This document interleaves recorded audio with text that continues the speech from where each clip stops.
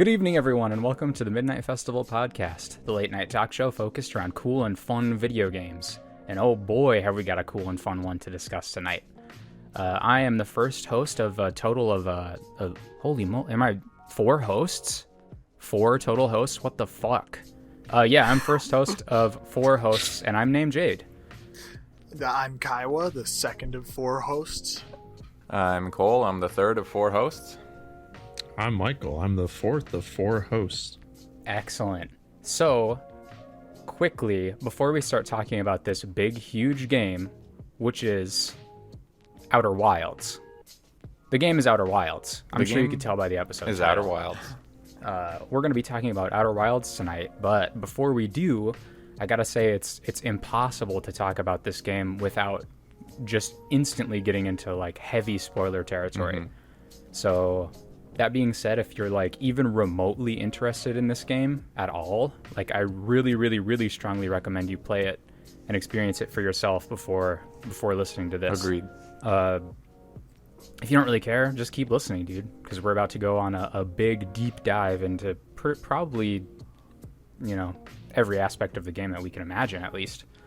But yeah, definitely I'll just come out and say like this game excellent, very well. It's like worth a play. Like just play it yourself if you're just even slightly interested in it. Yeah, this is one of the games where I heard a lot about it before I even played the game, and then I walked away with my expectations met. So yeah Met but not exceeded, huh? Everything I had heard about this game followed the same thing. Don't look up anything. Don't research it all. Just play it. Go in completely blind. I had seen stuff like that too. Yeah, blind. Just don't learn, you know, any aspect of it. And I could say like I followed those criteria, and it was instantly just such a cool experience. It was worth following those suggestions. Thank you, everyone who played before us and said don't spoil anything and didn't spoil anything for us. Yeah. So we're just coming out right away in this episode, trying to follow suit, trying to pay it forward to potential future players, as was done to us. So please play this video game. Please play this game. If you don't care, if you don't like space, if you don't like space at all, if you don't care about space and mysteries, just keep listening, because it's going to be all right. This is everyone likes those things, though, so everyone will probably play it and then come listen. That's true. Play first, listen second. Yes, please. Yeah. Put this on your saved, bookmarked podcasts and just listen. Just listen to it. So yeah, this game, Outer Wilds. Cole. Hello. You're the chooser of this game. I did. Do you want to give us a little rundown? Outer Wilds, very interesting. It's not that long of a game, luckily, so anyone who does go and play it, they've probably already left now to go buy it. They'll be back probably very shortly. It's a game that's light on mechanics and heavy on intrigue. The whole game is just based around knowledge. That's why you can't know anything about it, because once you learn something, you can't really unlearn it. You can't unknow it until you just forget. And that's just the whole game. Exploring space, landing on different planets, reading all of this lore about everything that used to be there, and then just kind of figuring out what is the goal of the game. You don't even know what the goal of the game is really for a long time. Yeah.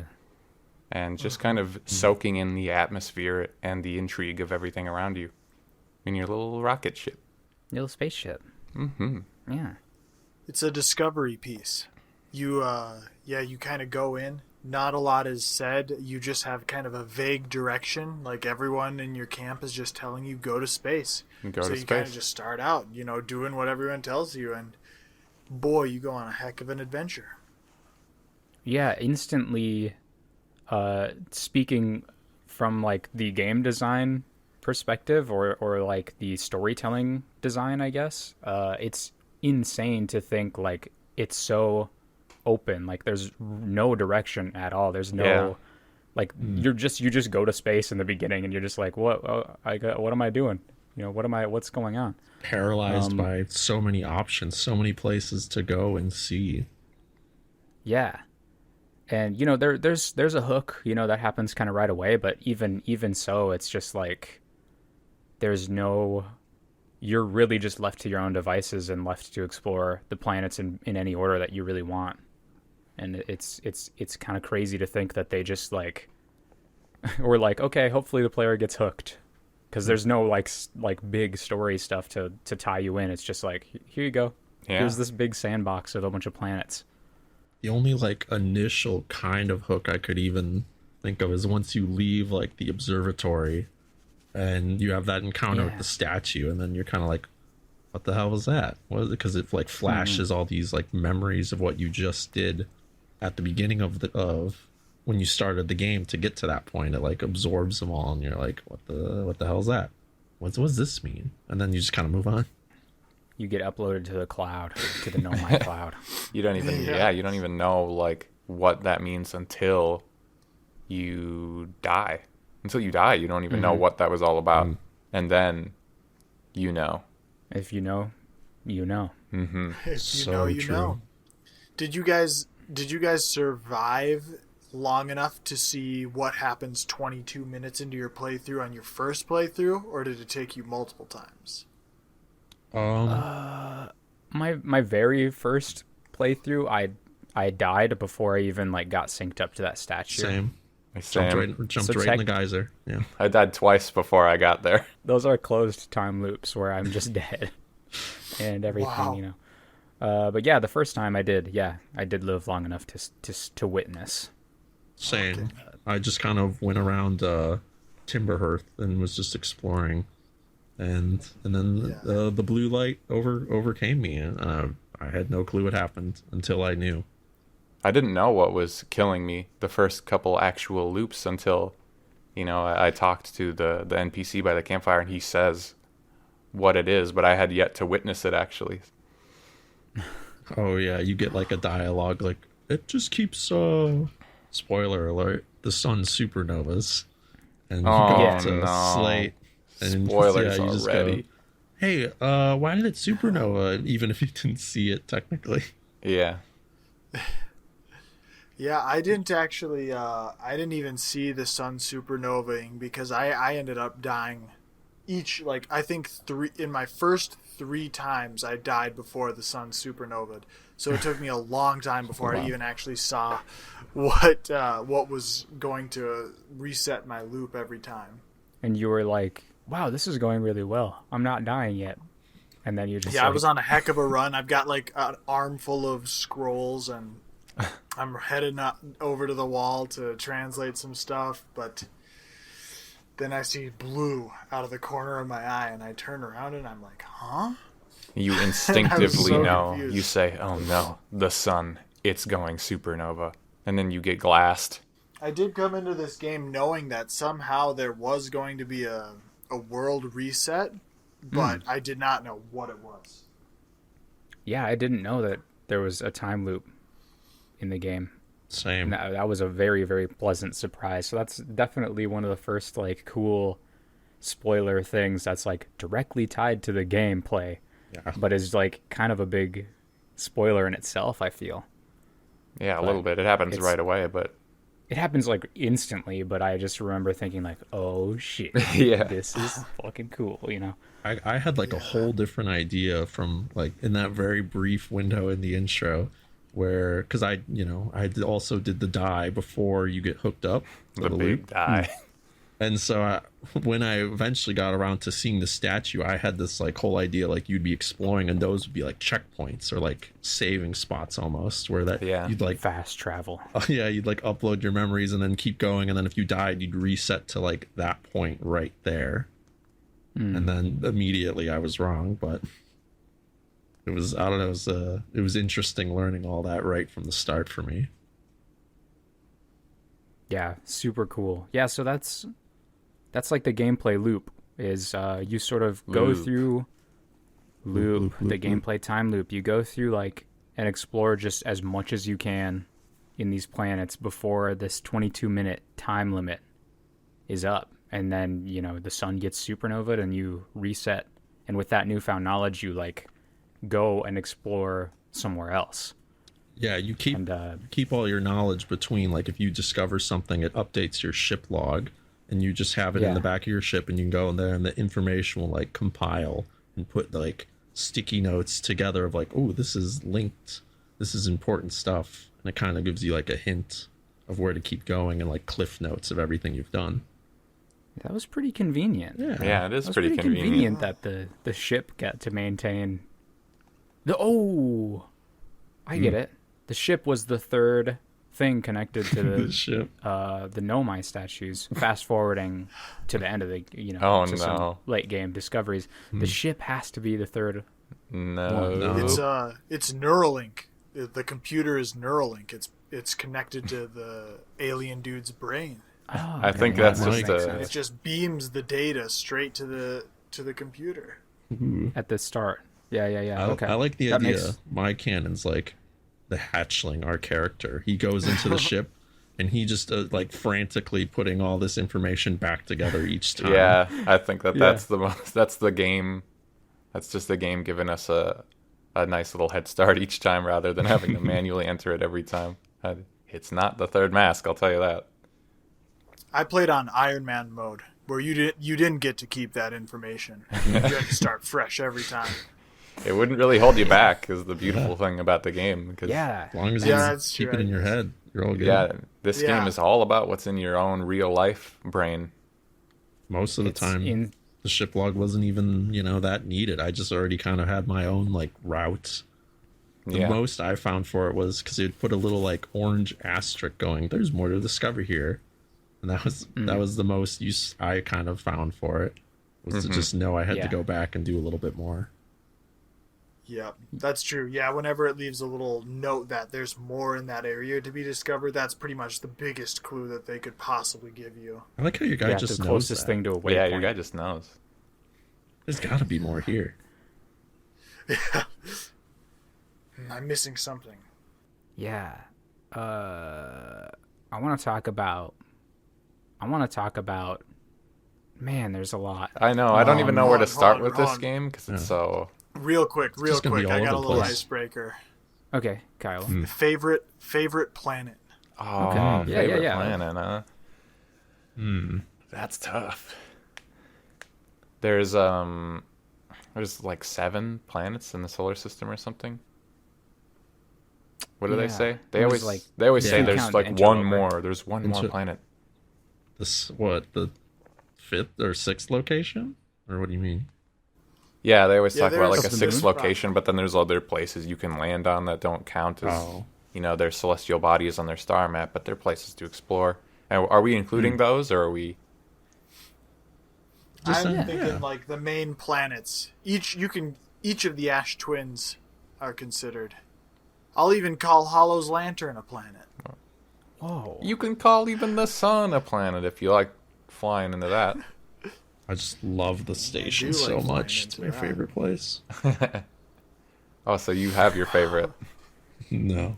Well, I have an idea of which one's my favorite. But if I may start. Yeah. Yeah. Go Yeah. for it. I think it's the first place I really started exploring, but it was Brittle Hollow. Just something about it. I like how this like whole civilization, how they built it up there. I just found it really interesting with like the gravity crystals connecting everything in this like network of like the Yeah. I don't know, like gravity cannons essentially to like warp you between places. Right. I love how as your timeline progresses, Brittle Hollow just gets more and more shelled out Yeah, pieces from just fall Hollow's in. Lantern. Yeah, and then it's just it turns into like a chasm surrounding that black hole in the middle where the core of the planet used to be. Yeah, and part of that, like, I guess maybe it was like a Stockholm syndrome, but I was so at first terrified of that black hole, of like falling into it. And I just think that's so cool. And then the first time I fell into it, I was just so stricken with fear that I didn't even go to the white hole station. I didn't notice it. I just kind of sat on one of the like broken pieces until another one came through and smashed me. I was just Oh, stunned, but God. just the whole place. There's just something cool about it. All the crashing sounds, all the locations, the quantum tower. I don't know. Oh gosh, yeah. I'll never forget the fear. Everyone had that first moment when they fell into that black hole. Yep. Yeah. Probably unintentionally. Definitely. More than once falling into that thing. My first experience with that was that I went to the white hole first Oh. because I saw that it was Whoa. on the map and it wasn't labeled, and I was like, what is this Oh. place? And then yeah, I flew into that thing and ended up like in the center, but then instantly got pulled like back down, and I was like, okay, I can't go in there. I didn't know it was like Brittle Hollow at that point. That's Oh. Flying cool. around. It was cool. But yeah, Brittle Hollow is an interesting one. I still am not 100% sure what my favorite is. I think my favorite planet has to be Giant's Deep. There's just something like kind of crazy and intimidating about that planet. Yeah. It, For like, sure. just looks visually insane. Like you fly into the planet, it's like a gas giant. Then you find out it's actually just a full, basically an ocean planet. You see all there. It's one of the only places that there's actual like creatures out and about. Yeah. Yeah. You know, like those jellyfish. So you see them pretty much right away if you ever crash into the water on the planet. And I just remember, after the first time flying into that spot, I was just very interested in finding out whatever was there. And that's pretty much one of the first places I explored fully, I'd say. Well, not fully, I guess. I didn't really understand some of the secrets until the very last moments of the game. But It's the most visually striking. yeah, it's Yeah. crazy. It's also the first planet you see when you wake up. Yeah. It's Yeah. always. Oh yeah, it's always there. I had a very terrifying first experience landing in Giant's Deep. I'll never Oh, gosh. forget it. Oh boy. Let's It hear it. scared me a lot. It was like, Subnautica. Subnautica's kind of scary. It's like Very deep, much Subnautica vibes from that Yeah. planet, though. for sure. I went into the little floating probe station first, and did some investigating there. It's like Yeah. in orbit around Giant's Deep, and then when I came out, my ship had just floated just so far away. It was like 200 meters away, just somewhere off in space. Because I guess I didn't sync up the velocity or whatever to the orbit. So I was just like, There's also that I'm landing not that pad. far. Yeah, I didn't land in the landing pad. I just was floating around. Okay. Yeah. So I got out, and then I was like, I'm not that far from Giant's Deep. I'm going to go check it out. And then I just floated over there, just my normal body. And my stomach fell into the pit of, or my heart fell into the pit of my stomach when I breached that gas wall. And was God. instantly falling down, and there was just all these just messed up like vortexes, water It's twisters loud. ripping around. It's loud as fuck, and I'm falling, and I look down, and it's just nothing but water, and I'm like, no. And then I breach into the water, and I look down, and it's just darkness, and then I see those little red jellyfish in the center, and I'm like, what kind of fucking hell have I fallen into? It just felt like the most terrifying. I just wanted to get out of the water so fast because I was scared of like deep sea fish. It was terrifying. Thalassophobia. Yeah. Yes. On that planet for Big sure. time. Yep. Just also very interesting. I experienced one time when I was exploring. I just walking around on the islands, had my ship parked just normally on one of the islands, and all of a sudden, I'm in space. Me, the whole island, my Yeah. ship, and everything is just in space.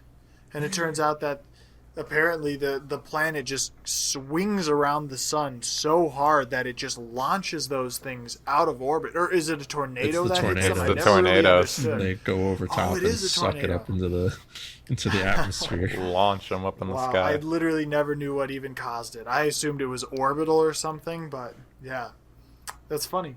So yeah, apparently those islands could just go flying out into space, and I just was ejected from the planet pretty much because gravity doesn't, it doesn't work with you while you're on the island.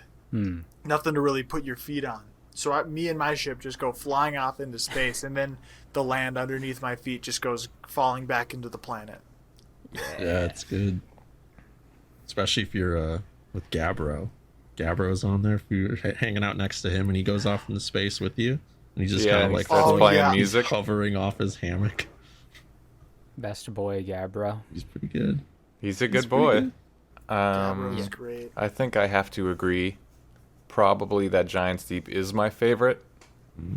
It is. There's a lot going on that planet. I almost wish there was more. Like all the planets have, a certain size to them of like stuff to explore. Giant's Deep doesn't feel like there's that much, considering how big it is, and that's the only thing that lets me down about it because I like it so much. Yeah, that's true. There's like stuff. I'm pretty sure there's stuff that like comes like onto Giant's Deep like later on, so you have to like be like towards the end of your playthrough to see some of the stuff on Giant's Deep, which is also pretty cool. And I won't get into that quite yet because it probably ties in a little more to the ending of the game. I'm But very curious to Possibly. hear about that. Yeah, I don't know of anything on that planet that's like really? that. Well, I wonder. Maybe, We can get into that. Put a little bookmark in that. Put a little pin in it. We'll get back to that later. Add that to the rumor tree. Put that in the ship log, okay? We'll get. Kaiwa was talking about something on Giant's Deep. Our No one loop else is talked probably about it. going to end soon, so we'll explore that one on the next one. Yeah, I'll start that timer. I should have already started the 22-minute timer. The song should probably be playing about now. Hey guys, I'm Cole. Yeah. I'm the third of 4 hosts tonight. Holy moly! Are we have 4 hosts? I'm Michael, We the have 4 second hosts of 4 hosts. Wait, I'm Some- Kaiwa, the second of 4 hosts. something's different about this Aw. loop. This loop's changing. What's going on? I don't think we've heard someone's favorite planet. Yeah, there's. Oh a yeah, I certain think my Jade. favorite. I think my favorite planet. I'm gonna. Hold on, Jade. Can I We cheat? haven't heard someone's favorite planet yet. Can I cheat? Okay. Oh wait. Cheat.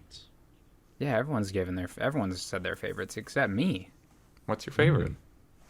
Look, this is basic. All right, this is pretty basic. It's basic, bitch. It's not Timber. Stuff. It's not Timber, Normie. right? No. Normie pick. Oh, okay. Okay. Yeah, it's a pretty normie pick.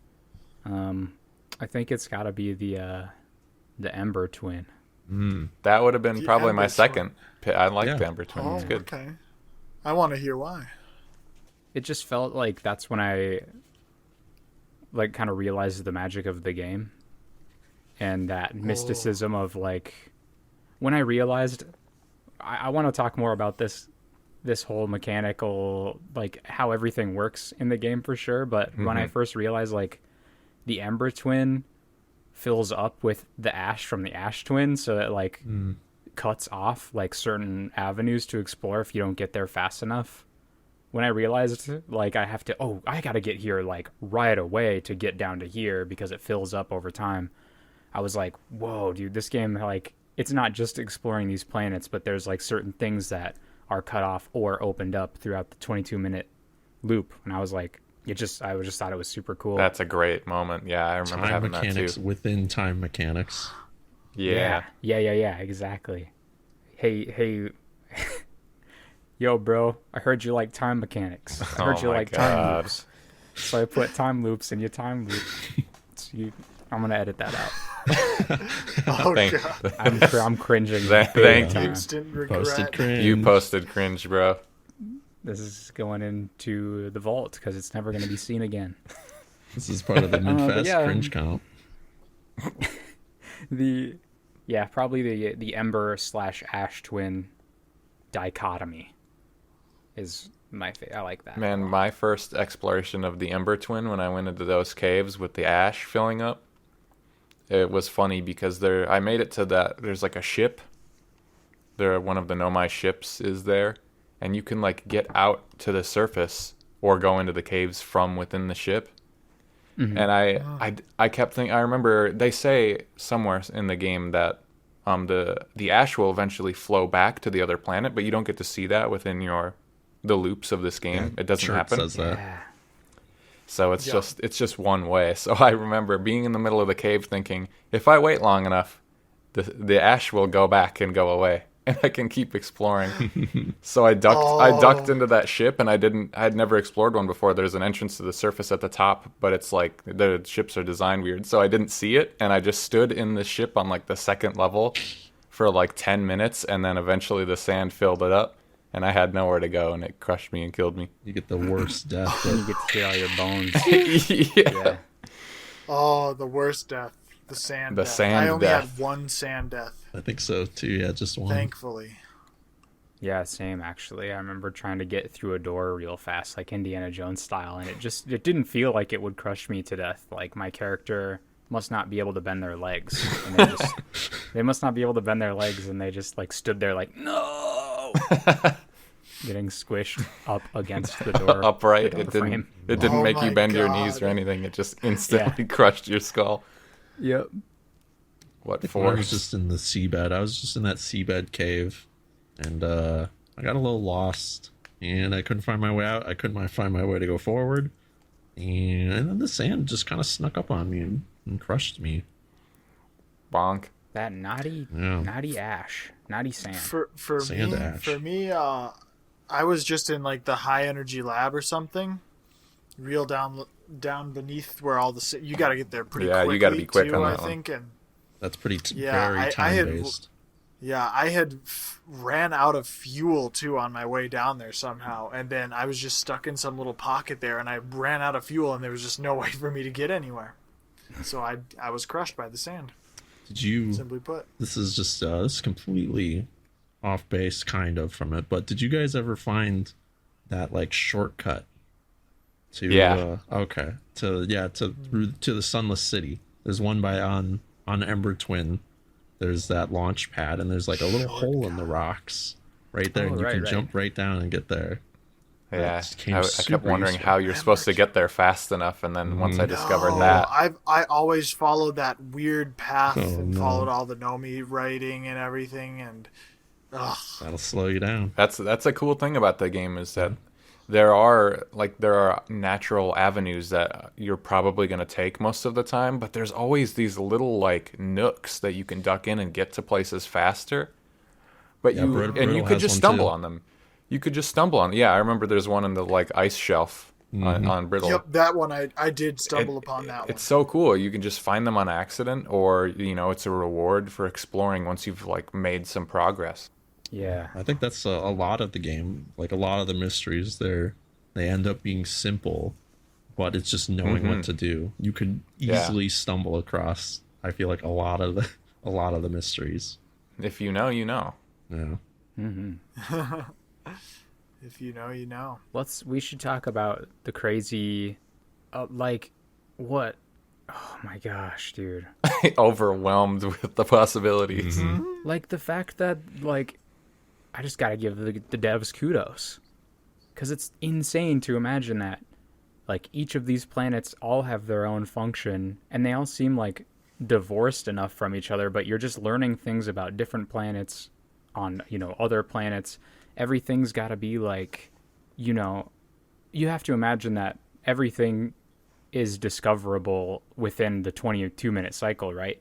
Yeah. Like everything is just hidden away just enough that you have just enough time to gather all this information, and it's just like all the different mechanics for the planet cycles through the 22 minutes and stuff. Like it's just crazy how intricate all of it is to me. I gotta just stop and appreciate it. It's really cool. Me too, and especially in designing like the solar system, like the little sandbox that they give you to just kind of play around on the whole game. Yeah. It's a really well designed solar system. It's pretty cool, and I mean like the physics of the area check out. Even though you're just like a few kilometers apart, like all of the planets are just a few kilometers away from each other. You can still, I mean, I think a universe like this could really exist out there, or not a universe, but a solar system out like this could really exist in nature too. The only thing that does seem kind of crazy about it is that the sun would be so close, Yeah. and that the gravity wouldn't, just suck everything in perfectly. But I guess maybe you could just make a case and say that it's a less dense than average star.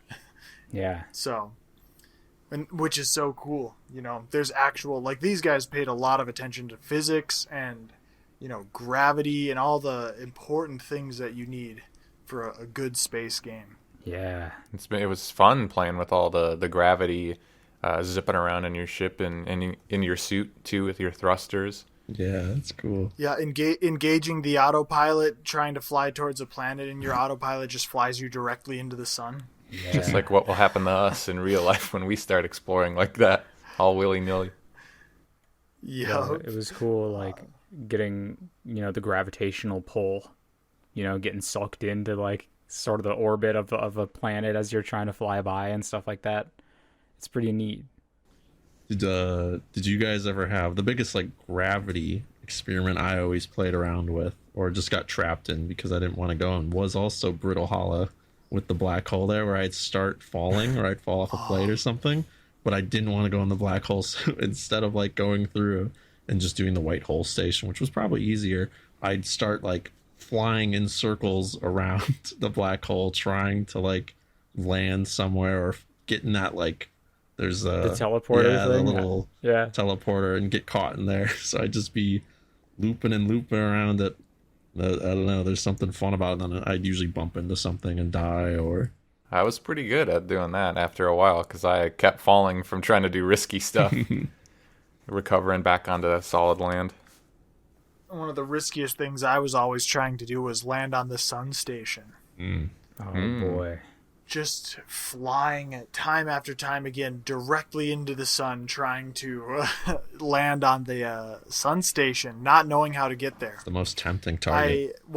I hadn't even teleported once in the game when I was trying to do that. So I didn't even know there was really teleportation when I was trying to even reach the sun station. So I didn't know that it would be possible to reach through other means.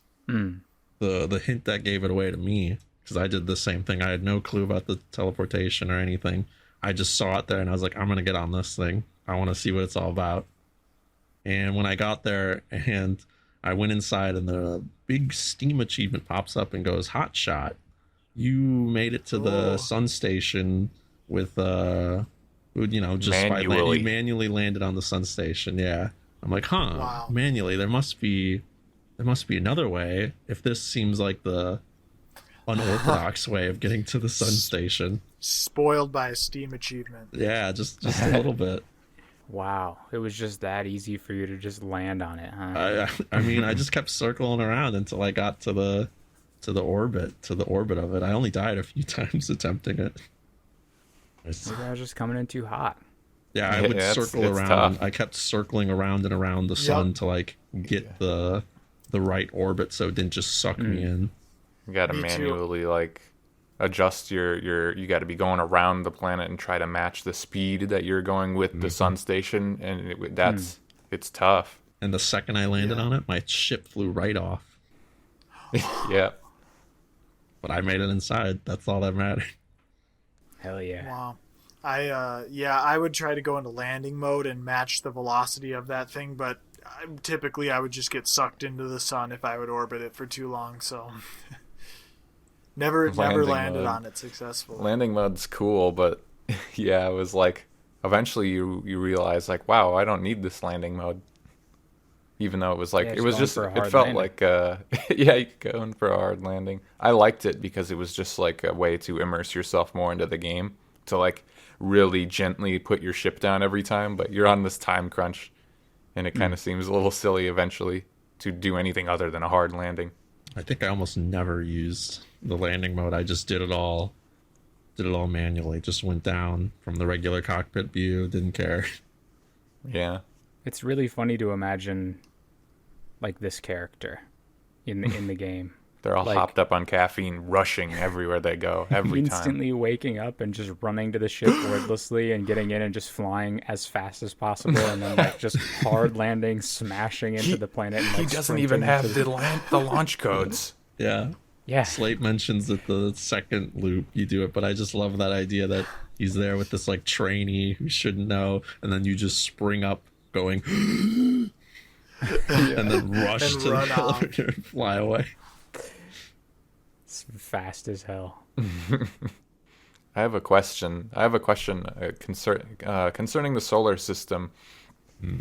I was curious. The black hole is just like a teleporter in this game, but wouldn't a black hole just be so dense and just crush you? Yeah, Just well, kill you? yeah, there's something called an event horizon on the black hole, and to pass through an event horizon, you would literally have to pretty much compact your matter onto the second dimension. So pretty much, yeah, you would be crushed going through a black hole like that. But also, no one's ever been able to go through one. No one's exactly been able to send a camera through a black hole to see if they've been A little scout. Yeah, no one exactly has been able to do that. So maybe that is one of the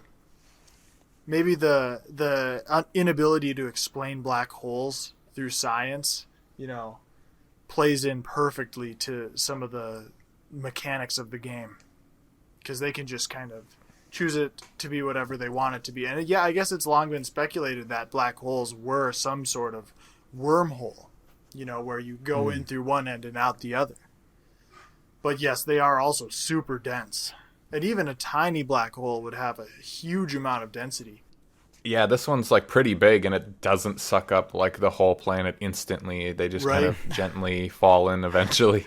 Yeah, it just hollows the whole thing out. The black hole just eats away at the core, like the mantle and everything else there. Which can happen. I think that planets' cores can be dense enough potentially to become a black hole, because there are some supermassive planets out there in the solar system. And but yeah, typically most black holes form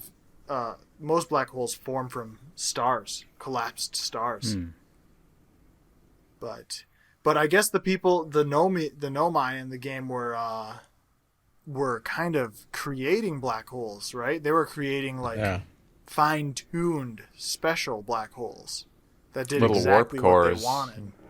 Yeah, Yeah. it could have been a creation considering they had their forge on that planet. Right? Yeah, Although maybe I'm sure the built- logs might have mentioned whether or not they came for the chicken or the egg on that planet. Yeah, I never. Who knows? Yeah, I don't that's remember. a great question. Unsure. I don't recall right off the bat. But it's possible. You're saying it's possible. It's very possible. Yeah, just about everything in the game seems very possible. And even the details surrounding quantum mechanics. Really? Yeah. Whoa. Yeah, the quantum mechanics were some of the most interesting little things to pop up in the game. I feel it's really cool. Yeah. I'll talk. Yeah, the quantum moon. Like when I was just so confused. I was so confused when that moon first started appearing. Like I would see it around certain planets, and I'd be like, "Huh, I've never seen this moon before," and I'd just try to fly into it. Yep. And then it would just disappear, and I'd turn around and it would be gone, and I wouldn't know what the hell just happened. Yeah. It's probably But one of yeah. the coolest mysteries, I think, is the quantum moon and just all that surrounding it. It is pretty cool. I tried a lot of things that I think ultimately they probably should have worked to get me onto the moon, and then they didn't work, and it was one of the final things I figured out how to do, and you don't even need to do it. It's kind of cool. You don't need to. Yeah, I never got on there. I never got on that moon. You never got on. Oh, man. And throwback to when I said you guys didn't discover the same things. Oh, no, Jay. Yeah, I didn't go on. I tried a couple times, and anytime like later in the game that I'd see it, I would just go, I'm kind of busy doing this other stuff. Did you do all the, It would always the quantum be- stuff? Yeah, I did the challenges. Yeah. Okay. Actually, the tower in Giant's Deep was one of the coolest Yes. parts Oh of my the game, I think. gosh. That's Yeah, it really was what cool. made me love Giant's Deep, is finding that tower, finding the courage to go through that mega tornado. Mm-hmm. And Yeah, and just like land on that tower and then having the time getting through that tower in a timely manner. Yeah, I was disappointed because the first time I did it, I started it like halfway in to the loop. And I Yeah. didn't know what I was getting into, and then that's one of the frustrating things about the time loop, aspect is Getting with any interrupted. time limit.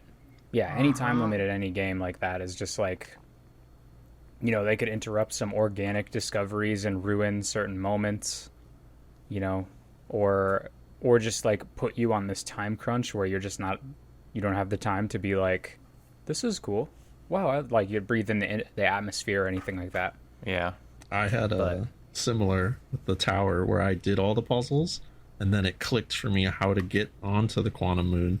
So I went on. I did this what was required. Do you know what's required now, or do you want? Yeah, I knew the whole time. Oh. I would think I was just doing it wrong because I would send my probe over to it to take pictures, Mm-hmm.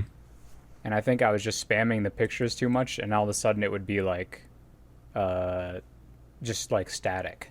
Oh. Okay. Like the probe went into it, and I was like, oh shit. But you're supposed to just have the picture up of the planet as you go to it, right? Yep. Yep. Yeah, Just some I think your image. probe. Yeah, I don't think your probe can actually hit the moon, right? No. I don't know. My probe never did it. I just It can't go through. I just sent it off to Yeah. the side and like kind of turned it towards the QM. It probably can go in. You just need to have the picture. Well, Yeah, when you there's- send it through, it like resets it. It goes away. You Oh, the can't. picture take a goes away? picture. No, not the picture. I just mean it won't land on it. Oh, yeah, yeah. Yeah, so I think your probe could hit the thing as long as you have the picture up as the only requirement Yeah. But of the moon itself.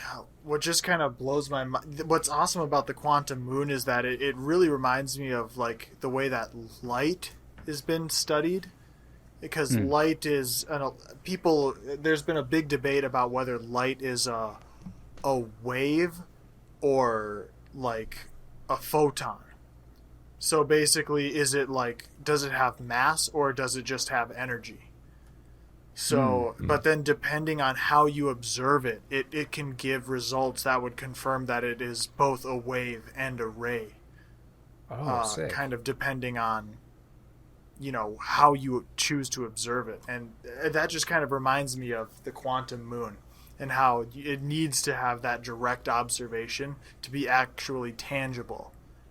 And it's kind of like in every position in space at the same time. It's just a matter of where you're observing it. Sort of like in the realm of quantum computing as well, where most computing is done with O's and ones, right? But then a quantum sort of unit, like in binary, a quantum binary unit would be something kind of in between a 0 and a 1, and at whatever point you observe it, it has a value, and as long as you're observing that value will remain. But the second you stop observing it, it can turn to a different value. Weird. That's some complicated Yeah. stuff it's a that little I over my can't head, but understand. I think I get the gist. It's I mean, cool. It seems to me like that's where they got the idea for the quantum moon, right there. All of the Just, quantum something that reality, changes based quantum on matter. observation. Yeah, They had other just objects could have quantum properties too. like those cave shards. Yeah, well, those were fragments of the the quantum eye. moon. But Or- then oh. when you're in the quantum tower, the little light or the gravity crystals would shift around, and so would the little archways and holes that you had to go in. They were able to. yep. The Nomai were able to imbue objects with those same properties. It's objects and like even your person in some ways is kind of quantum when you're on the quantum moon. Like, Yeah. what is it? Solomon? No, Solanum. Solanum, something Solanum. like that. Solanum, where when you're on the moon, you see that dead Nomai, the dead Nomai body on every location. It's always there, right? Mm-hmm. But Solanum is still alive on the 6th location, because that's the one that wasn't like. There's a version of Solanum at every place, but all the other ones are dead because it died there. But the 6th one is still alive because the ghost matter didn't hit her there. I saw the dead Nomi. It didn't click to me that was Solana. I always assumed it was just some other random Nomai. Because if you go on the ship, it's the only ship there. It's her log, where it's like, oh, I just landed on the moon. I thought like, oh, this traveler just died here. Okay, but then I thought they also said it was like a pilgrimage that all kinds of Nomai took as a coming of age thing to land on the moon. So. That's cool. I didn't know that. Yeah, there's Nomai. There's a living Nomai. There's a living Nomai. Okay, so that's the statue. No, that's it's still not the third statue. She's just Who's immortal. the third statue? She's immortal on the 6th location because it's around the eye. What was she doing there? Was she just there for that rite of passage? Yeah, it's the rite of passage, and then all just of her stuck there on the rite of passage. Yeah, right when she got there, within limbo, the ghost matter spread and killed everyone, and it killed all of her other forms, and she was just kind of trapped there because of the quantum matter of that place. Yeah. Well, and speaking of the ghost matter, who all discovered the source of the ghost matter? Me. Yeah. Me. Everyone. Me. Cleared. Me. Everyone cleared it. Yep. Wow. The interloper. Cool. What a devilish comet. Huh? Yeah, that was a cool find, but like, wow. It didn't click right away that was what had wiped them all out for me. I didn't realize it right away. Yeah, it took a little bit. It took a little bit for me. Yeah, it was cool. It was super cool finding like, oh shit, that's what killed them all. It makes sense. I just wonder what the heck was the ghost matter. It's weird. It doesn't affect water. It doesn't go. It doesn't affect underwater. It dissipates in water, but I think the initial form must have been like a pure gas, and like the crystal shot out too. But like it was mostly the gas that went everywhere, because like the crystals aren't like, let's say in the sunless city, they're not that far down, but everyone still died down there. Mm-hmm. So it must have just been a gas that just flooded everywhere. When you fire your scout too, you can like see some sort of gas emanating from the crystals that are active. That's true.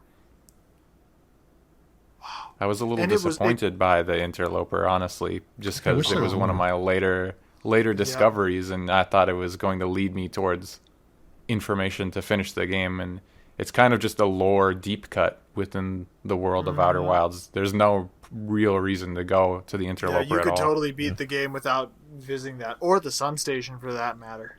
I mean, you can beat the game without visiting most places, but that one was especially inconsequential towards the grand scheme of things. It was just lore. Yeah, you only really need to visit 3 planets. If you knew exactly what to do without any extra information. If you just listened to this podcast before playing the game, then you'd only need to visit 3 planets. I'm drawing out the coordinates right now. Take note. If you know, you know. You know, you know. If you know, you know. But I kind of want to address. So Jade, do you want to know what the third mask is? The third object that's in the loop? Yeah. Okay. It's the probe. Huh? It's the probe. How? The probe's data is linked up to it. Yeah. If you when you're in that like probe module, it shows how many times it's been fired. Because it it gets destroyed when it fires, and it has like 9 million successful fires. I didn't realize that. I thought that was just like their tests or something like that. Nope. I guess I didn't put 2 and 2 together. I thought it was a human. I thought it was a human too. I literally thought someone was being fired safely out of the universe and escaping, or out of the solar system and escaping it. I tried to catch him too, but there's no catching that thing. Oh, I caught it. Oh, there's catching it. What? Cole saw me do it actually on a little. I watched him. I sped past it, and here was my grand. I stopped it. I stopped it from moving. So I flew past it. It was like it flew really close by, and I went right after it. I zoomed after it, went past it, and then I took a defensive stance. I got prepped in front of the trajectory of the probe, and it smashed right into my ship. I thought I was dead. The ship split in half, and it was just kind of drifting, and then I hopped out. I was barely alive, and I went and checked it out. Sadly to say, there's really nothing. There's really nothing on the probe. There's a little eye of the little eye signal, like that little logo they have of it. Oh yeah. And that was it. So we're talking Yeah, just that plastered probe on that it. gets shot out right as you're looking at the orbital cannon around Giant Seep. You caught that thing and stopped it. Yeah. Yep. I blocked its path. I was too strong for it to get by. It doesn't gain tried any it. more speed, so it's just traveling the same speed at all times. You can continually build up immense speed the entire loop as long as you just keep your thrusters on. Yep.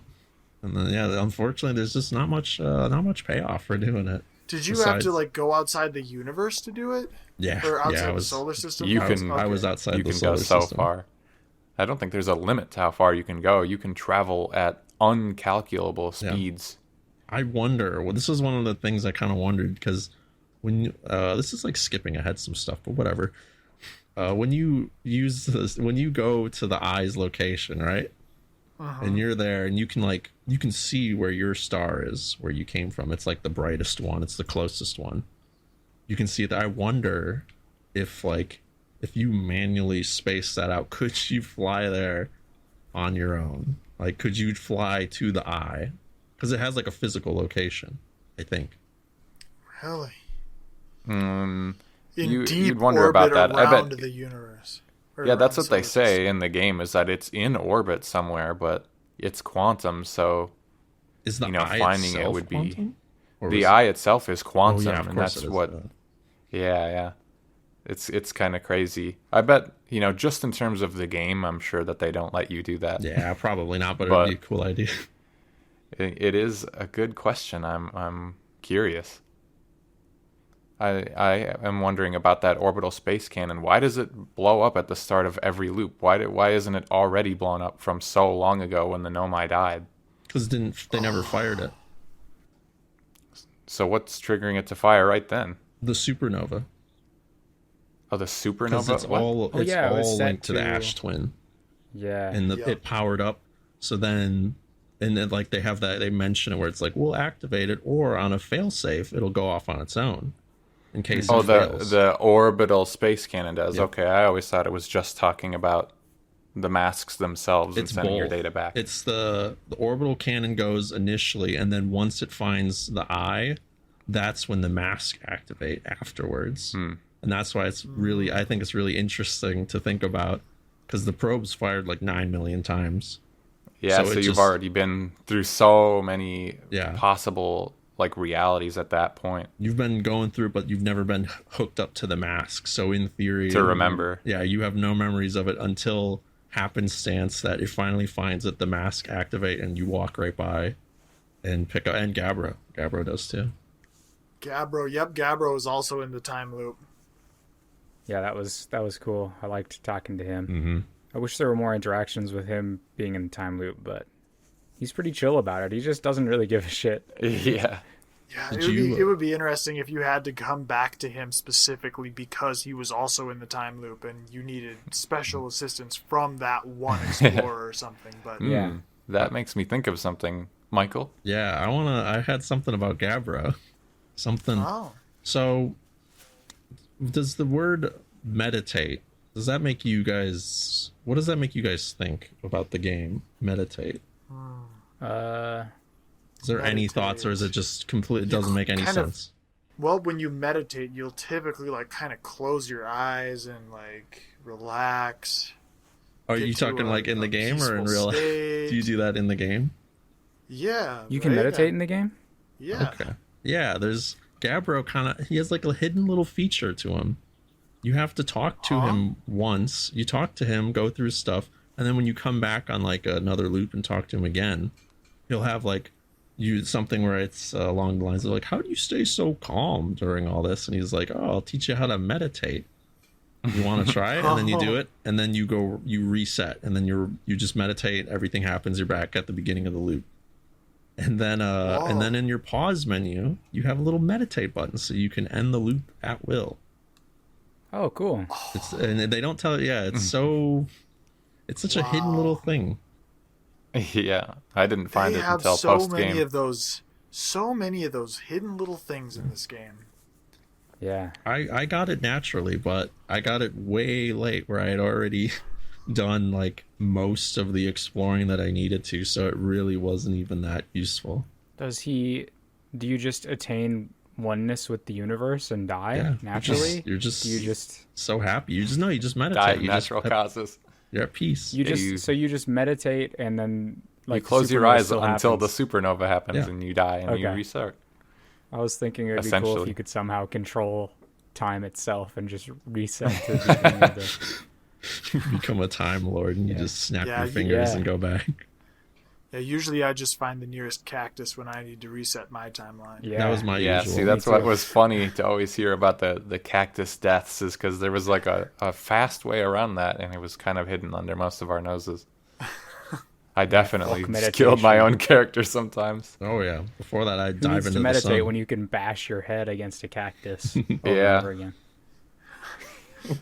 Another boy with good dialogue. Did you guys talk to Chert often? Chert, on yeah, Ember Chert was Twin. cool. Did you talk? He is. Yeah. Okay. He's like the big dude, right? He's No, the big one? that's No, Ryback. that's Ryback. Okay. never Chert mind was the one with Little egg dude. yeah, little egg dude. He He plays had, the like, drums and the telescope. whistle. Yeah, and he was studying the star charts. Mm. He has Yeah, I he has first, yeah, oh, go ahead. yeah, he was the first guy who let me kind of get hinted in on all the supernovas. And I was looking around in the universe, and I would see a few supernovas, you know, here and there. Yeah. He was observing them all over the place. Yeah. That's terrifying to imagine. Yeah, is it so terrifying that it would make you mentally break down? Yeah, would you? I mean, no, probably not. Well, you know who it does mentally break down? Who? Chert. Okay. As you talk to him later and later in the loop, his dialogue, it keeps updating. If you talk to him at the beginning, he's just like, oh, hey, welcome here. Just updating the star charts because nothing's really happening yet.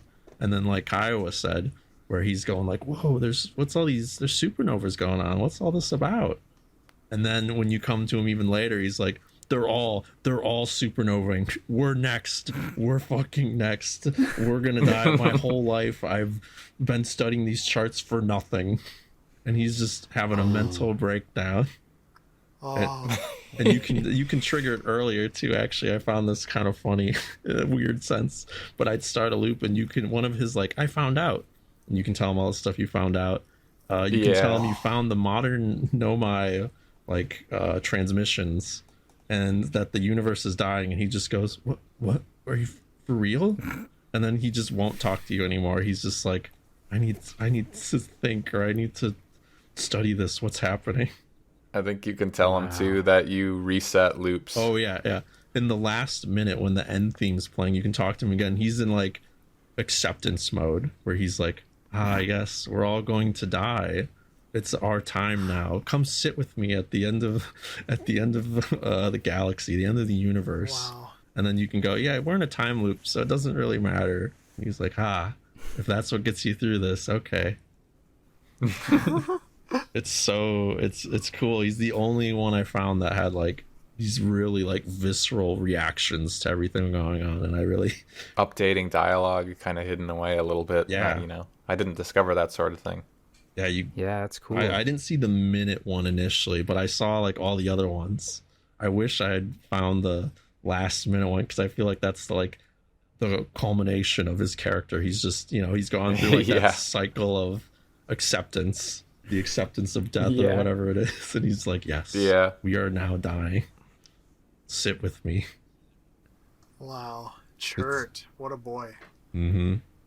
Honestly, between like getting ate by anglerfish or just getting supernovaed in a natural progression of a solar system, what's worse? There could be worse ways to go out. You know what I mean? Getting crushed. Getting crushed by ashes, pushing you up against a door frame, Yeah. or just getting blown up so fast.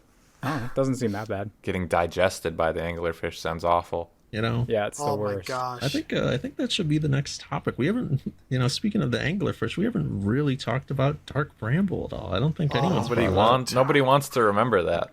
Yeah, it was it was funny initially when Kiowa mentioned, "Hey, what are you guys' favorite planets?" and I couldn't think of one, and I was like, "I know my least favorite planet." Yeah, My least everyone favorite. I think has a Everyone. least favorite. Oh, And it has to be. I can't imagine a person who Dark Bramble is their favorite. There's no way. Like Oh. it's so oppressive and fucked up. I mean, it's kind of cool conceptually. It is pretty cool. Like, what the fuck is it? yeah. is the What Dark is Bramble? going on in the Dark Bramble? Why does it? Is it just me, or does it glow like more blue than everything else when the supernova is about to hit? Unsure. Yeah, I don't know. Looks to noticed me that. like it gets some sort of like blue crackling energy in addition to the blue hues of the supernova. Whoa. Maybe I'm completely wrong about that. I am been known to be a little bit colorblind, so maybe that's what's kicking in here. But It's- Yeah, it's a green hue, dude. Come on. Just kidding. Just joking. But yeah, like, I think it's interesting how it's like a series of interconnected, like, almost little pocket dimensions. Yeah, it's Where extra it's just like- dimensional. Yeah, so weird. It's like a collection of all these different, like, portals to like, it's insane. It's just crazy, but it's really, really cool in that respect. But then it's also like the only place where there's hostile enemies yeah, that will actively want to munch on your bones, Yeah. munch and crunch on you. big anglerfish. And the funny thing is, like, all these different like portals that you need to go through look like the little anglerfish, dongle. So they Yeah, lure you okay. in. The first planet I ever explored, besides the starting one and the moon for the starting one, was Dark Bramble. Madman. And Okay. it's funny that I didn't know the anglerfish were a real thing until like very late into the game, because I just didn't run into any on my way through finding some secrets out in the Dark Bramble. I just managed to avoid them, and then all the skeletons that you find throughout the game, all the hints towards them, I thought it was just an extinct species until the ending section of the game. That's The where I red found my room. first ones, the red room, and then I died like anyone else probably does their first time. And it was terrifying. I had the same thing where I didn't run into any till the red room, but that was not because I didn't think they were a threat. It was because I was so afraid to go there, and that when I did finally go there, I followed the path to a T, like the distress beacon. Or no, the first I went with the scout to Feldspar. I followed Feldspar. the scout there and followed that to a T. Didn't stray from the path at all. Did all that. It was fine. Then I did the beacon. Didn't run into any until the red room. Yeah, I thought it was just a teleporter maze, and like choosing the wrong one would kick you out or something. I didn't know they were lights from anglerfish. Yeah. What a fun discovery when you're going like, all right, let's go to this teleporter, and then it's just you just see those teeth, you just see that mouth, Three of and you them go, right "Whoa." there. Yeah.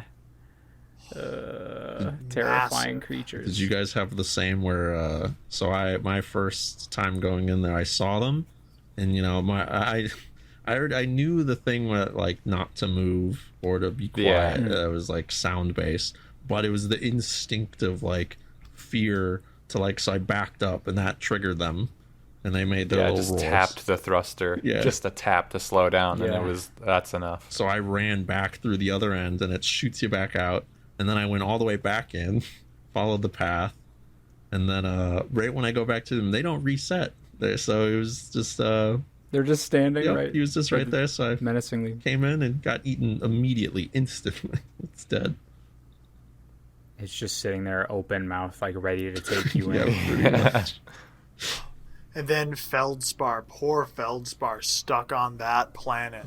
He doesn't care. He Yeah. doesn't want to leave. Yeah, he's good. Yeah, you're right. Well, he wants to He leave, likes but monsters. just not immediately. He's just exhausted. His helmet's cracked up. You just can hear his sad little harmonica playing in that horrible messed I up thought there was planet. dialogue with him where you can tell him, "Oh yeah, I know how to get out or something, or I know how to fix this," and he's like, "Ah, whatever, I'm okay here." Yeah, he does. Yeah, no, yeah, he says that. He says, like, I'll just wait for Outer Wilds to come pick me up later or something. Like, he says Joke's on him. he was waiting on extraction, but content to just chill out in the meantime. Well, your character, that's interesting because your character is an Outer Wilds venture, right? He's part of the thing. That is true. What if you're the extraction that he needs? Nope. You know, it's That he's waiting Honestly, for. yeah. one of the few Honestly, reactive yeah. things. I went back to Hornsfell at the observatory after finding Feldspar, and this is the only thing I ever found that updates their dialogue, like those guys there, is you can tell them Feldspar is alive and on Dark Bramble. And I think, who does he say? He says, like, I think it's Gabbro. He says he's either gonna radio Gabbro to go pick him up, and he'll want to see Gabbro, and that's the only one he'll listen to pick him up. He says like something along those lines. What? So it's Whoa. like Feldspar will refuse to go with you because you're not Gabbro. Whoa, okay. And Gabbro won't Interesting. pick him up Gabbro because does Gabbro not give a knows shit. the universe is about to end. Yep. There's no escape. That's cool. And then on the Dark Bramble, like, what is up with those seeds? Yeah. Like, why Those why eggs. why do they portal you? Oh, yeah, okay, those seeds. Yeah, like it's infecting, it's spreading seeds around to turn, other places into Dark Bramble. Yeah. It almost seems Well, like the question is, Yeah. where did it? Because Dark Bramble wasn't that a seed came and infected that place, because that was like an It ice. was an Yeah. ice planet. Yeah, Yep. before even the Nomai came. So sometime before that, which is like 200,000 years or something, that it was infected and turned into Dark Bramble. But what I like the implications of that is, regardless if the supernova didn't go off or anything, Timberhearth is fucked anyways. yeah. It's Yep. gone in time. Same thing with eventually. Brittle Hollow. Does Brittle? Same thing with Brittle Hollow. I mean, that Oh, I thing's guess- getting shelled by that Yeah, moon. okay, I don't I know was how thinking- it survived so far. That's true. Yeah. I was thinking a seed. I was like, there's a seed? But yeah, it's got its own problems. But speaking of that, that's the thing that I wanted to mention earlier. On Giant's Deep, there's a jellyfish that has the Dark Bramble growing in it. Oh, Yeah. it's That like appears encased like in ice. later on. Yeah, it's stuck in encased ice. stuck in ice, and appears later. I think it like falls on or appears. I think later it's on. always there. think it's I remember always thinking there. that same thing, but it was in space and you saw it fall Oh, okay. That just makes because it sense. happened to scary. get lifted up. I think the implication with that was, for some reason, that one's still frozen, but the jellyfish initially came from whatever that ice planet was before it Yeah. burst open, and then somehow they're just settled it on Giant's Deep now. Because that one was in Yeah, Dark Bramble in that ice that was already dead when Feldspar finds it. and he's thinking about chomping on it, taking a bite. Yummy. How are you supposed to get to Feldspar's like notes next to that jellyfish? Because there's a bunch of ghost matter around it, and the gravity's really high on that planet. I didn't know a way to get there without just worming my ship onto it, and it didn't feel appropriate. That felt like Yeah. not intended. No, yeah, I did the same thing, but I could never even find his notes on that place. I would always die from the ghost matter. I couldn't even get to it. Wait, whose notes? Which notes? It's Feldspar has notes sitting next to the frozen jellyfish in Giant's Deep. There's ghost matter around that. I remember the one inside. Yeah, of it, there's- inside the jellyfish, but there's. I'm talking Giant's Oh, Deep. Giant's There's Deep. one on. Oh. There's one on I thought Dark Bramble. I right? thought you were talking about the one in Dark Bramble. Okay. Yeah, I'm not talking Yeah, there's Dark the Bramble. jellyfish The there. jellyfish. There's Giant's ghost Deep. matter like surrounding the area to get there, and I didn't know the intended way. I'll have more questions about intended I remember doing that. later, but this one There I is a don't know. path. Yeah, what are you supposed to It do? was like you go through that. There's like that vein that you can jump inside. You hop across the water, and then you come across like another wall of ghost matter. But there's like a path on the very left that's free that you can walk through and then get to those notes. There's just a path you can walk? Yeah, there's like Oh. there's like a few different split up, like there's something blocking it. I don't remember exactly, but there's like something in between each space, and then there's like ghost matter that's blocking the entrance of like 2 or 3 of them, and then there's just another one that you can just walk by. Interesting. Yeah, I did that wrong then. Yeah, there's like 4 islands there, and if you happen to miss it, well, not including the tower, that is. If you happen to miss it because it's up in space, you wouldn't even know.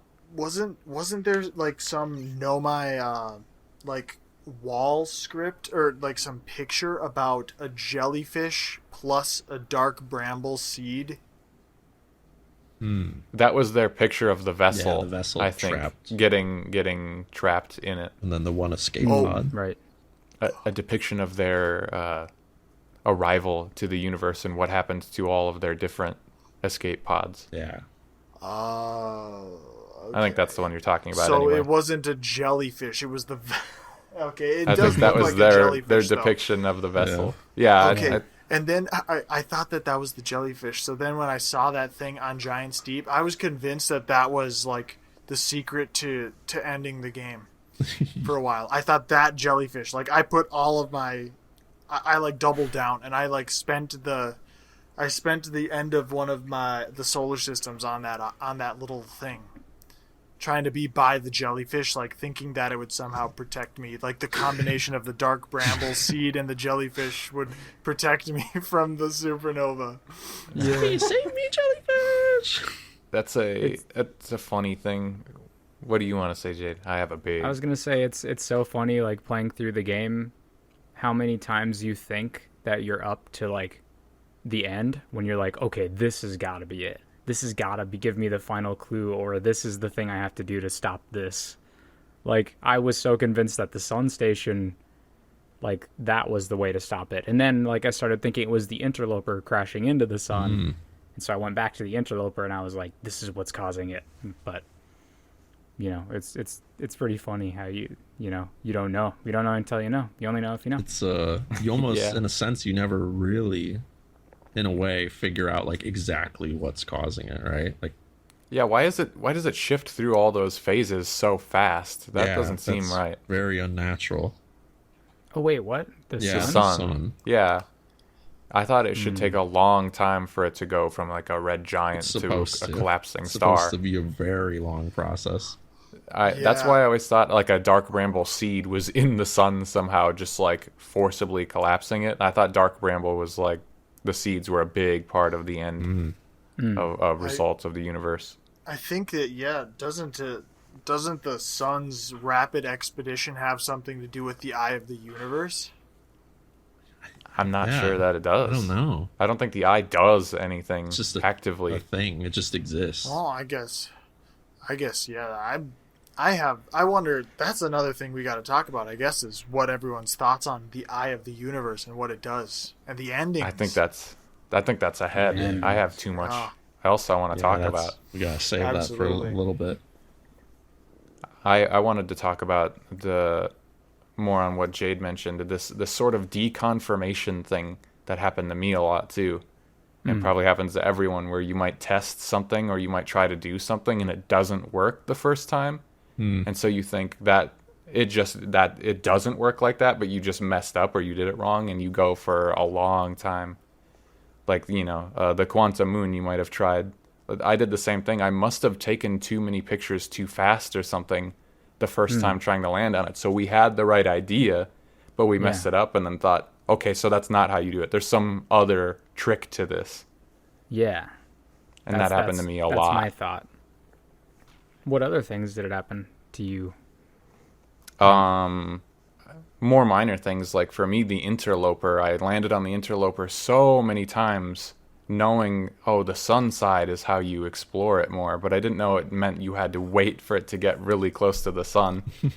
So I just never knew how to get inside, and I convinced myself that was, some sort of key to the game, and I just didn't have the tools or the knowledge to get inside.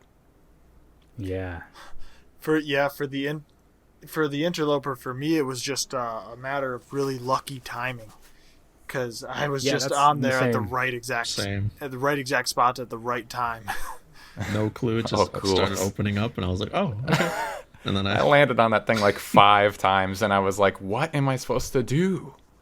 Because Man. when I had a lot of trouble like flying early on in the game, and I explored the interloper really early on, and it was just such a pain for me to land on. I died like 3 out of 5 times that I would try to land on the interloper. So when I did land, I just like would stay there the whole time, just like wandering and exploring. So eventually I just stumbled across the cavern, The spooky cavern. the split. I liked exploring that interloper. It was cool how they used like ghost matter as like a little puzzle, you know, being able to I wish there were almost more quantum mechanic puzzles like the tower, Yeah. and more stuff with like ghost matter, yeah.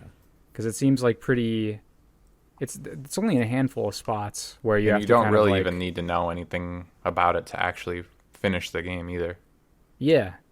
Yeah, but the interloper was cool, like testing out the different tunnels that would lead into the innards of the interloper. You know, some of it had ghost matter just densely packed in those tunnels. Yeah.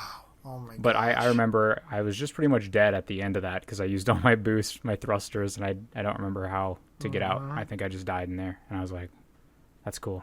I think I got all I needed to.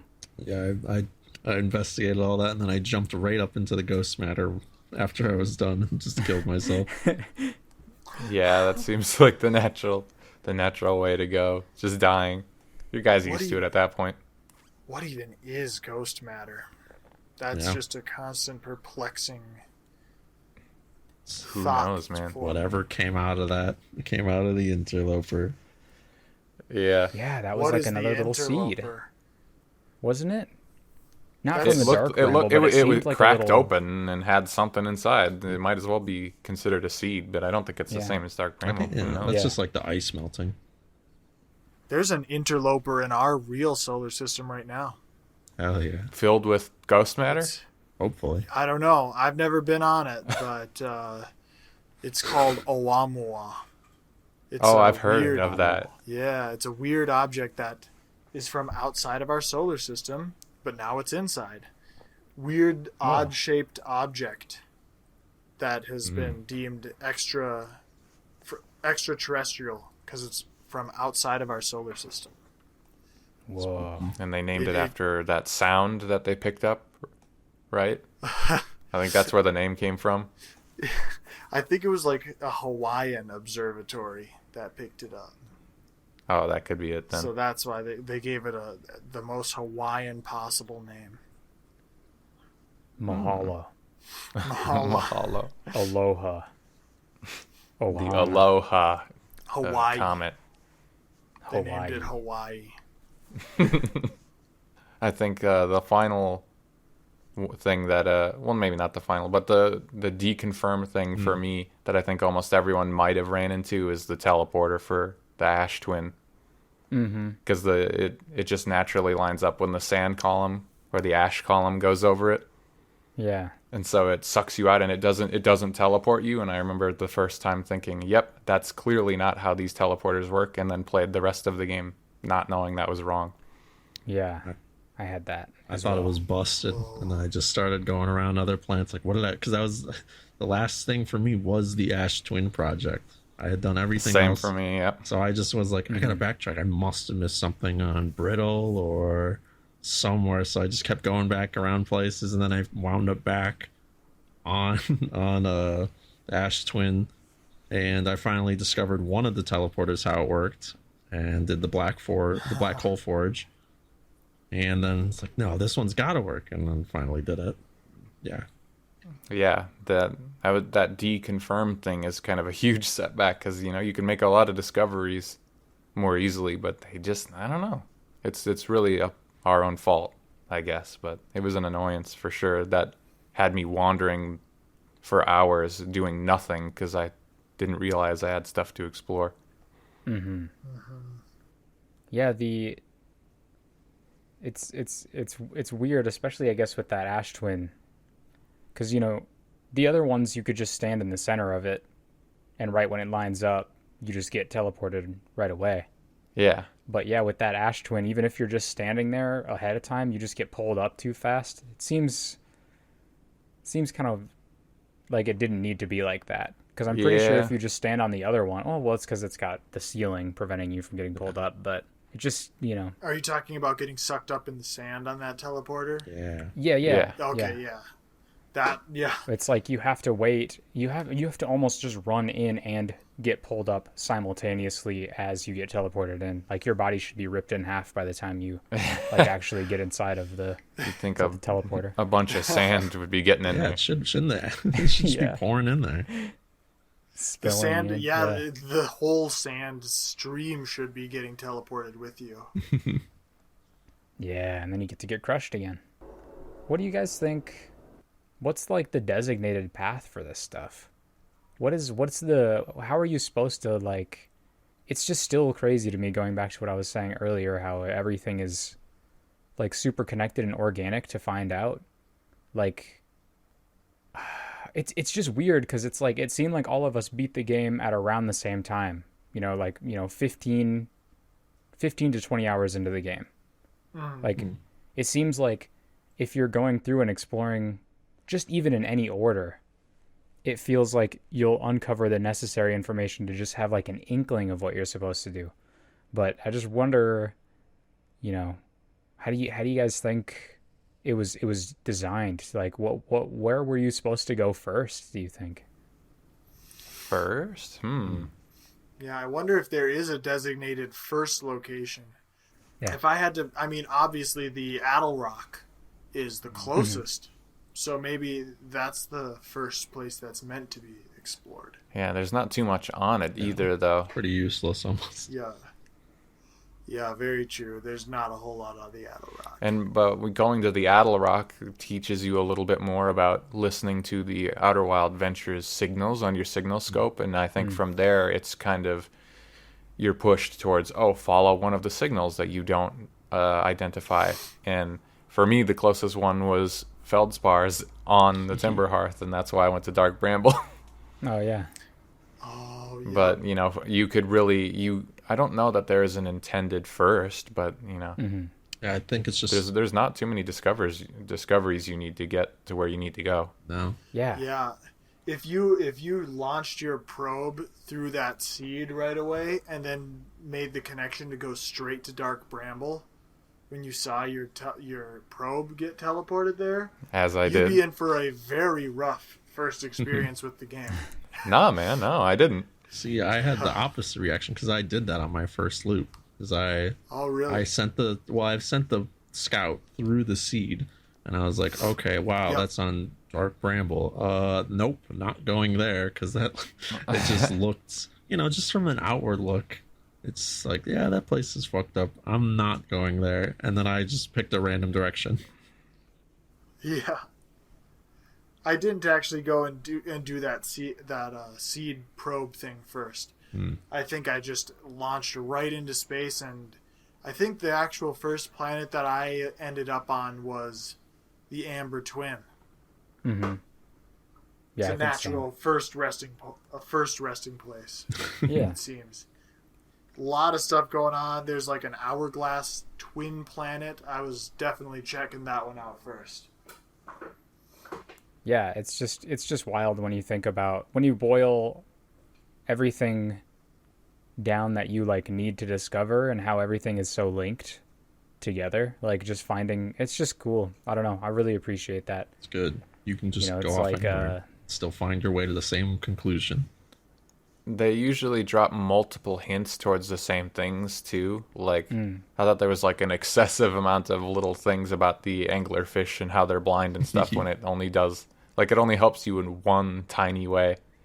But there's so much of it, and there's different projection stones with the same information in different spots of the Yeah. game. That anglerfish bit of text where the Know My Children are talking about that game that they're playing, talking about the blind anglerfish. Yeah. I was taking that like so literal. I was like, or not literal. I was being very interpretive with that statement, and I was just like trying to think about like far-reaching like means of reaching this eye of the universe. And I would do dumb stuff like look away from the sun and fly backwards into it, expecting to end up at the eye of the universe.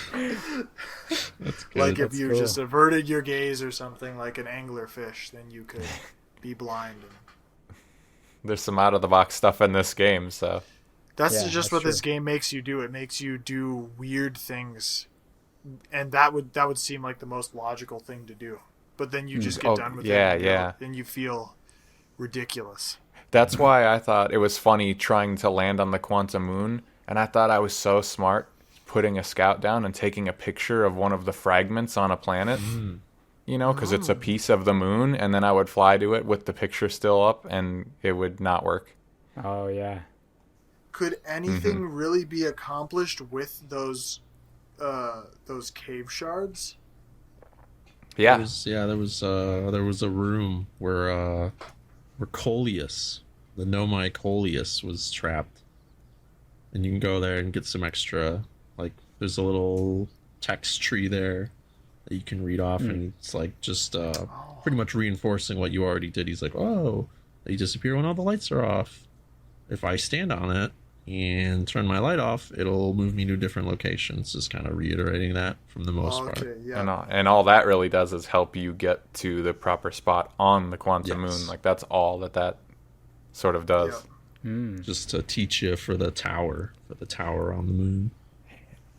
I can't quite remember if I encountered that specific area with Coleus in it, but I remember reading about Coleus a lot. He's brought up. Yeah. That's really Yeah, there cool. was some major players. I wonder, like, I just don't know how long were the Nomai there, and how, because it seemed like there was at least 2 generations. That was what my Right. conclusion was. Yeah, about a generation or two. And how long do they live? Yeah. Yeah, that's true. And it also seems so strange to me that, like, this is just a side note. I don't really like the Nomai when I think about it. Like, Really? why? Yeah, because they're trying to start a supernova. Like, those guys on the sun station were trying to do They that. had a fail safe. Yeah, but why would they be trying to do it when they, like, revere this location as the closest area to the eye, and then they're like, let's just fucking blow it up. Let's blow this shit For up. science. Like, it doesn't make sense. I guess. I yeah. read that they needed more energy. Yeah. That was the reason why they wanted to supernova it, but like, it's still like, there's multiple churches revering the eye of the universe, Yeah. and then they follow its signal here, and just they go, gotta get some energy, time to blow up the whole solar system. Yeah, It's not you're even right. just that. It's also how they got here. Because normally the Nomai are supposed to tell the other, like, clans Yeah. where they're going. And they Yeah. didn't do that. And they went, okay, signal, go right now. And then they flew right into Dark Bramble. Right Yeah. in the core, Oh essentially. my gosh. And yeah. So it's Oops. just thinking, like, all their attempts to reach the eye always have some destructive nature or self-destructive way of accomplishing it. Yeah. So when they warped to the eye, why did it bring them to Dark Bramble? They did They not. didn't. They were just following the There was signal. like a signal that got sent to them, and it somehow looped Oh. through Dark Bramble. I don't get that part exactly, but They just crashed into it or something, right? I don't know. I was convinced that they attempted to warp to the coordinates, and that's how they got so deep into Dark Bramble. They just warped. They into didn't the have the middle. coordinates. Those coordinates came way after that they were already Oh, gone yep, from yep. the space Yeah. game. Oh, already so long maybe dead. that was it right there. Maybe that was it right there. They just didn't have the right coordinates, and they just punched some random coordinates in and ended up in Dark Bramble. The closest ones. Yeah, the closest ones to the eye that they could find. oops. But, oh, man. I don't know, I kind of liked them. Ugh. Yeah, Yeah, I mean, I- at first they were cool. I was into them, but then when I got to the sun station, I was like, dude, fuck these guys. Once I met Yeah, the sun station. Solana made it better for me. She did a good job. Okay. She's cool. Yeah, Solomon was Solemn's awesome. Good. She give you a hug? She says she considers you her friend. She wants What? you get like You a get friends? yeah, you get like a little line where it's like we don't have much in common between us two, but I'd like to consider you a friend. It's like, oh, okay, we're She's friends. just saying that. She's just No. saying Just that. saying She's gonna that. fucking blow the universe. No, up, dude, she's been trapped there She's for evil. so long. You think the first person she sees Doesn't even know. she wants to friend. She's been trapped there for so long, yet no time at all. That's I guess it's Yeah, true. exactly. But yeah, That's that was sad. definitely my favorite, probably one of my favorite moments of the game. Finally breaching the quantum moon. I don't know if Yeah. I knew what would help me get to that the sixth location. I knew that was obviously where I needed to go. I think I just kept hopping out and walking between the poles until something happened. And then eventually I got Yeah. to one of the poles, and then I made it in, and I just got to the right location with Solemn. And that was just Yeah. so good. So much good It's information. crazy. So many good log entries. One of my favorite moments was that, like, just the quantum moon in general is so cool. Like, I like how all the locations have like an impact on the environment of the quantum moon. It's Yeah. so cool. But first, getting to the sixth location, I had a little trouble. I didn't. I kind of forgot that lesson about the dark and closing the door, and so I didn't really recognize the closed door at first. So I tried things like putting a scout and taking, because I was like, how do I get it to move while I'm on it? I don't get this. So I had a scout there to take a picture, and then I'd fly off of it to see if that would work, if that would move it, and then I could go to the new location. The tower would still be there, but the scout just kind of disappears. And Oh no. but Damn. on repeated visits, I eventually discovered you could close the door. But yeah, I was just seeing the living Nomai there, seeing Solemn there. It was so cool. It's like, whoa, Yeah, whoa, there's crazy to see one alive still. a friendly living thing here that you can kind of talk to. When you shut the lights off and then you turn the light on or something and there's just like water at your feet, that Yeah. made me like jump. That scared me. Whoa, that's cool. Shit, I gotta get back in and check that place out. Honestly, It's There's a lot highlight. of cool stuff to discover. yeah. That'll be Yeah, it's that'll such- be including some ending talk. There's some stuff. There's some differences with quantum, with the quantum moon involved. Just to keep that in Oh, mind. for real? Yeah, just a little bit. Is it okay? We'll Interesting. put a 'cause- pin in that, but I just want to. Yeah, we'll you know, there's still more to talk about. Yeah.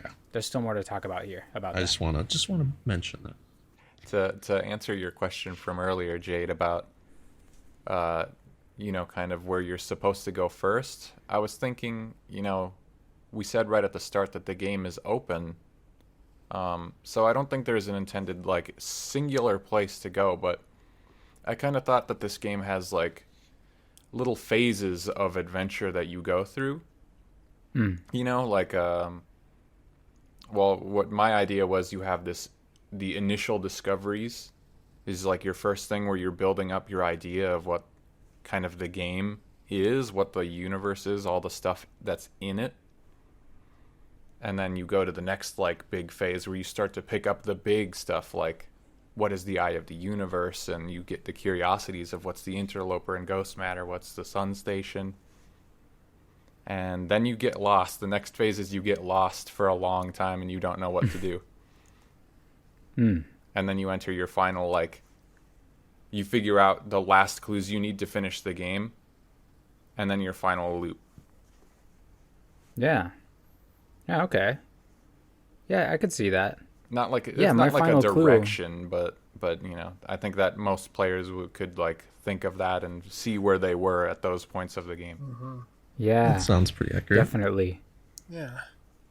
Yeah, there's, for a long time playing this game, I had no idea how, if anything, even could be fixed. You assume you're on a time loop, so you're like, there's got to be a way to solve this and make it, stop. But the whole time I was like, even when I was getting big information, I was like, I don't know what I'm supposed to do with this. But yeah, it's insane how it all just quickly clicks together. You only need to make a few discoveries to win, so But I had the same mentality. I like where it kind of disappears, where you go in with, how do I stop this? How do I prevent the supernova? Like, that feels like it's kind of initially, I think, at least, the goal. So we're like, how do I, like, what can I do to, there must be something I can do to stop this. Because otherwise, all these people I know, everyone dies. The whole universe dies. So there must be something I can do to stop this. There's, in a way, there's really not. Yes. Yeah, it was interesting learning because I had, my theories. So I had these ideas about what was causing the supernova, but then when I realized, like, oh shit, the sun's just reaching its natural end of its life cycle, like, that just, sort of, there was like, there's not a whole lot I could possibly do to stop that. Yeah. It was like getting hit with a wet plastic bag when I read that shit. You gotta find a way to say that shit. Holy moly! While I'm on the subject of dumbass things that I feel compelled to always bring up consistently, this game has open palm game design, but the 100%. fingers, it's like webbed fingers. You got webbed like frog hands. It's like Because all the fingers are the planets, and they're all like connected to each other through these different strands that link you to make you want to go to these other But you fingers. can't like a see the strand webs at type first. it's You have to and find it's- the webs. You can't see, yeah. and it's like all of You have your to find those fingers are webs. kind of growing into each other. Yeah, and they're all curdling. So I don't know, maybe we got to think of a new name for that, but open palm webbed finger game design. Hatchling Trademark. I like it. Trademark that one. Yeah, But- put a big TM on that. Yeah. But with the objective thing, just to add on to that, the first time it really changed for me was meeting Solomon, where she mentions, like, I wonder what would happen if Observer were to see the eye of the universe or something along those lines. Where if you to enter the inside Yeah. of it. And that's where it's like, okay, maybe it's the goal's just the same as the Nomai. Find the eye, Yeah. like following in their footsteps, finishing what they started, essentially. Yup. Yeah, that's interesting because everything just kind of fell into my lap. I was like directionless for a long time until like, like I remember getting to the vessel the first time and seeing like that big, I had got the coordinates to the eye of the storm or the eye of the universe. And like I was like, what, okay, I'm going to punch these in. What can I didn't know like what they looked like. It was like a little floating hologram type thing that had the details of the coordinates.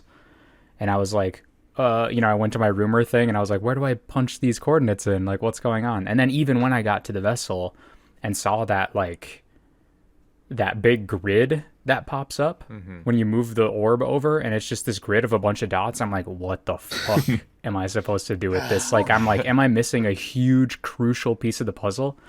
But then, once you power it on with the warp core, the little, the coordinates pop up and it's like, oh, okay, I have to enter them in.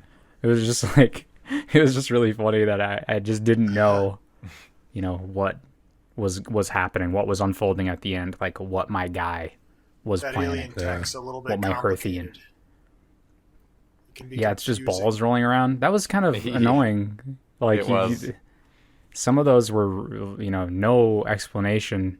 And I remember at least, I think once or twice, for sure, I launched a pod that was in one of those like gravity things into the sun. Like, just I launched it and I I died wanted to do instantly. that intentionally and I never managed it. Oh, Yeah, it was the pretty cool. Nomai ships. The gravity. Yeah. I and tried to the land light those on the ships, yeah. Quantum Moon. Yeah, Oh, that seemed. that's I the- thought of that too, but it never. Yeah, I thought that was going to be for sure the way to make it to the quantum moon. So I would like stick around on those things and just like wait for my chance, wait for it to Yep. come, but never. Oh yeah, I would open the map because you can. The map is like an actual like live Yeah. solar system. I'd open it and that makes the quantum moon move because you're observing it that way. And I would keep doing that to try and get it to orbit the planet that had the gravity cannon. I tried probably everything to try and get on that thing before I figured it out. I did because it said there's like a line of text that says the Quantum Moon always greets its travelers on the South Pole. So for a while I just kept trying to like ram my ship into the South Pole. because it's like, oh well, since it'll greet me this way, it won't greet me anywhere else, so it'll reject me. So I have to go via the South Pole. And that never quite panned out. Yep, it was just that quantum tower of knowledge. I literally had to go through that to know how to get to the quantum moon. Oh.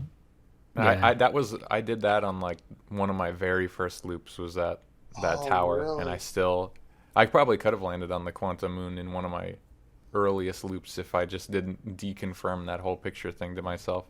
That's just cool stuff though. The same with the that teleporter again on the Ash Twin. Makes me mad thinking about it. I got something very important I need to know. And it's so on Brittle Hollow, right? There's the like Tower of Quantum Knowledge that you have to get into, right? And this has been a burning question, one of the biggest mysteries that I need to know, and it's completely meta knowledge I need to know. But how did you guys get in? Like, how did you get into that little tower? Like, for me, the piece of land collapsed, went through the black hole, and then I just kind of went into that tower there and got all the information. But what did you guys do anything special? Yeah, I did the same thing. I waited because I was like, I must need 0G to get in there. And I just waited for it to fall down. Kyle, what are you guys talking about? The quantum tower on the quantum tower of knowledge or whatever. It's on Brittle Hollow. There's like that tower with the broken like gravity pan, like grav track to walk up. There's a quantum tower. I didn't do it. I didn't Tower do it. of If there was Quantum one if there was one on Brittle Hollow, I didn't even know it existed. Oh no. Uh-oh. Did you follow There like is one those there. signs where it's like, if you want to acquire quantum knowledge, go here, and then you go there? Yeah, it says it has the knowledge to teach you how to get on the quantum moon. That's right. I remember I was following that at one point, and I think I was getting close to the Tower of Quantum Knowledge, and that was the first time that I fell into that black hole. Oh no. And I never made it back to that spot. The time afterwards, I was too obsessed with the sunken city to go back to that Tower of Quantum Knowledge, and I guess I just never needed it since I already could land on the quantum moon. What did it have? It was just another piece of the puzzle of like more of those kind of visual puzzles. I think it was more akin to like looking away. It didn't have like puzzles in it. No, it didn't have puzzles, but It it was was like knowledge. one or two rooms with a couple bits of text. And I remember when I finally got there, it like nothing was new. Nothing was news to me. So what did you? I remember when I finally got there and I started spinning out of control for like 3 minutes because I landed on the grav pad wrong or something, and it sent me flying and just spinning uncontrollably. Oh my gosh. Yeah, that That's cool. Your pretty suit's gravity broke, and you had to spin around endlessly. I had to smash myself against the wall as hard as I could to get it to stop. And then it was just like when I got it to stop, the musical cue started for the end of the loop, and I was like, "Fuck! I need to get this information as fast as possible." So I just like sped scanned it all and didn't even read it. Well, Were there any more towers? No, those Just were the two, I Just think. the two. Those were the only Just two that the I two. know of. Okay. Well, I at least I didn't- wondered a long time how to get into that tower because it was one of the like last 5 things I found in the game. I kept thinking there's important stuff up there and I don't know how to get there. And eventually one time one of my many falls towards the black hole, I just slingshotted myself up there. Whoa, Slingshot. that's cool. Wow. Okay. Yeah. Like I said, I was getting pretty good at that from how many times I would just slip off trying to do crazy stunts because the gravity gets a little more heavy as you get closer to it. Yeah. So I just a fancy trick shot up there, and I knew that wasn't right. It didn't feel right, and I didn't know how you were supposed to do it until I heard you guys mention it. Oh, it just falls through the black hole eventually. I mean, that sounds cooler. That sounds like a cooler way to I do tried it. to do that. I mean, I just smashed my you know, head at against the the wall. base of it, the base of it, I think, says something like, "Oh, if you've been to the tower on a giant's deep, then you'll have the knowledge to get up here or something. And I kept thinking, okay, I'm still missing something that teaches me like how to put the gravity walkway like back to where it's supposed to be, or there's something missing here. But no, I'm just dumb. You got creative. Huh. Creative on accident. Yeah, it's the same as like trying to land on the sun station manually. You just like get creative, you do it. There's no reward for the quantum tower jump though. Yeah, but it's cool. That's a reward enough. Bragging rights. Just bragging rights. My respect. You get my respect out of it. Michael has my admiration for landing on that sun station in the first place. Thank you. It was cool. That's a lot of admiration that way too. I pretty much started almost all my loops by just making a quick pass and just seeing if I could land there. And if I just died right away, then I would go and explore something else. But if I managed to like live, then I would, continue my loop as normal. It was just usually just one try a loop, and I just couldn't do it. Out. Wow. That's the end game boss. It's funny. last I boss. landed on it, and specifically for the achievement, and you only get it once you like enter it physically with your character or something. It doesn't actually landing. What I did is I landed on it, and then it didn't pop, and I was like, huh? And I flew away. So I had to do it again. Oh my gosh. But the achievements are cool because there's none for progressing through the game. Yeah. But they're all just doing cool, wacky, weird things, and I really appreciated that. I wish there was one for seeing the credits. Yeah, at least I guess completion. just as a little milestone. But otherwise, they're just like fun things to do, and it might be inconsequential, but I want more games to do that. Have good, fun achievements, not just number stuff. Yeah, they're good. That one you told me about, the paradox. I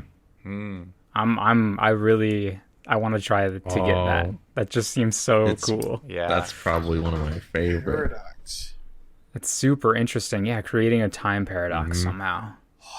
It's just interesting that's an achievement. Yeah, I suppose we can refrain from spoiling that in this cast for you guys. Yeah. Because it's fun enough on its own to try and work out. I didn't even know that there was something like that, but I bet if you were going to do it, I think I know where you would do it. There's I have some, minor areas to start for sure. I mean, I don't want to put all my cards out. Yeah, you don't want to expose yourself, but I mean, what do we say about it, Michael? That isn't like a spoiler for these guys. But check this out. I know what you guys say. If you know, you know. That's one way to put it, but it really is. There's enough there to this that it's very well worth. It is. It's like more than just an achievement. It's completely secondary to anything else, but it's way cool to see and just experience. This type of ending, huh? It's just this type of ending. It's just cool. It's cool. And there's more than one way to go about it. Yeah. I think there's one that's a little better than the other, but yeah, there's one that's a little better. A little better. Objectively better? Yes, I think. If you finished the game and then immediately came running, sprinting over to your closest technological device to turn on our podcast and listen to this, and you didn't go make a paradox, go do that. Yeah. Now. Yeah. Yeah, though, should we get talking about that end game process? Yeah, I'm all or about like that. Yeah, do we? What other things? What should we all talk about? I want to ask one thing. Yeah. And then I'm good. And it's just a couple things that I still didn't quite understand about just random stuff. And maybe you guys can enlighten me, or maybe you're just as confused as I am. And the first is those projection stones that you place. And then it would like put that puddle under you, and you could see like the area that it's from. Yeah. I never understood the point of that, and I thought it was a much grander thing than it turned out to be. No, yeah. Yeah. Doesn't it? Is it just pointing towards either the quantum moon or the eye of the universe? No, not that. I'm talking. There's those little The tiny stones. like They were stones. Yeah, and text you'd put them boxes in. too. Yep, You could put yep. them in there, and they'd give you the text, and then you could put them in the projection machine. Yeah. But some of them would put puddles under you, and then it would change your vision, and you'd see where that projection stone thing was in the area that it related to the symbol on your stone. So you could like Yeah. see, and you know, one of them you probably ran into was the one that's inside the Ash Twin project that shows you the masks around you. Yes. You can see the masks before you ever get there. And I, you know, it's one of the first ones I saw, and I thought it was going to be a puzzle, like, oh, remember which ones are lit up and which ones aren't. Yeah. But no, it just lets you see in there Yeah. for some reason, and it doesn't help you at all. It's I, weird. you know, It's- it some of them do help though, like the one in the probe showing the probe data center or whatever it's called that's underwater. Oh, that's in the core. Like some of them give you clues, you know, but Yep. It shows the underwater one. It does. yeah, because it's yeah. I remember being on the orbital probe. It's One of the, you know, very early discovery for me was that, and I put it in, and it just showed me the exact place I was already in. Yeah, it's different ones, but I remember there's one that shows the you know, Like a there's different three room different of it? consoles. Yeah, there's the three different consoles, and I can't remember which one is underneath there. The coordinates probe coordinates room or whatever. Yeah. So there is a probe point. module. To some of them, yeah. I never found them to be useful, but as long as there's a reason for it, then the little designer inside of me says, okay, it's fair.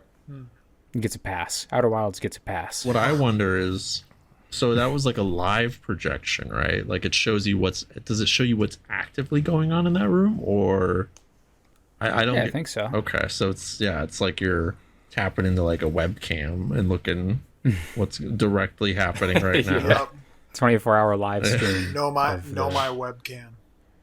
Okay, because that's why I was confused if it was like a past recording or if it was what's going on immediately right now. It'd have to be current, because the one that shows inside the Ash Twin shows That's- three yeah. masks like lit up, you're and right. you only just got marked. So I I'm guess. You I'm have kind been of marked. I'm honestly a little bummed out about that probe being the third mask.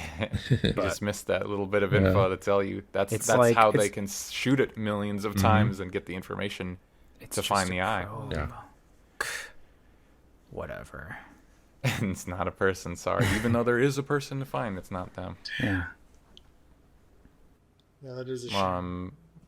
One more item I'm concerned about, and then I'm curious if you guys have anything, is the gravity cannons. What was the point of the gravity Yeah, cannons? what was the To point? launch your ship into the That's sun. that's how they shot their. That's how the Nomai shot their ships. Or are you talking like the ship launchers or which gravity cannon? Yeah, the ones that the Nomai ships can be recalled to and Yeah. fire. They didn't have a propulsion system. They just fired it blankly into Yeah, space. their ships were like super. Like you had to have the right rotation, and it was no propulsion. It was just like they just angled everything and found. That makes no Because they talk sense. about that. They talk about that with in one of the things where they say one. I don't remember which one, but one of the Nomai are still like drawing up how to get to the sun station manually, and they're like talking about where they're coordinating and getting all the coordinates of the right trajectory and where to fire it and all that. Whoa. So it's like they did that. Wow, they're dumb. They did that Dumbass idiots. all manually. Like they just figured it out and went, okay, fire They now. find out how to send stuff back into the past and like built warp drives and shit, but they couldn't figure out like propulsion like your stupid little hatchling guys can do. What? Yeah, like your ship is put together with like wood and like and just garbage, like garbage cans and wood. They didn't solve that mystery. I They were too don't- busy on the I eye. don't really get that. I'll let that one. I'm not gonna let that one pass, but if that's the solution, I guess they mention it. So Yeah, they want a more carbon neutral approach to space launches. firing a gravity cannon, just launching shit. Yeah, I don't How know. about you guys? Anything? My big thing was the mask, the third mask. But and now the quantum moon has also been answered for me. Those are the two things. And the thing about the them creating a supernova, wanting to create a supernova, that doesn't make any sense. That's not getting a pass. What? Come on. Nope. You can find some other energy source, not Not enough. They couldn't That. get Yeah, enough. why not solar? yeah. not? They're is right solar. next Yeah, to the it's a damn lot of sun. solar energy. That's a lot of solar. Yeah, why doesn't Yeah, this forget about the eye of the universe? Just blow it up, supernova it.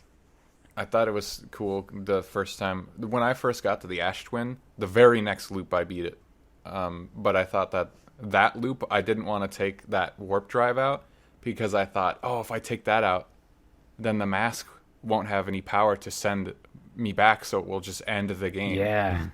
And I didn't think very clearly about that because it's not true. Oh, Yeah, what you know, 'cause Because the happens? sun blows up and powers it. Oh, that's true. Okay. Oh, I thought it still.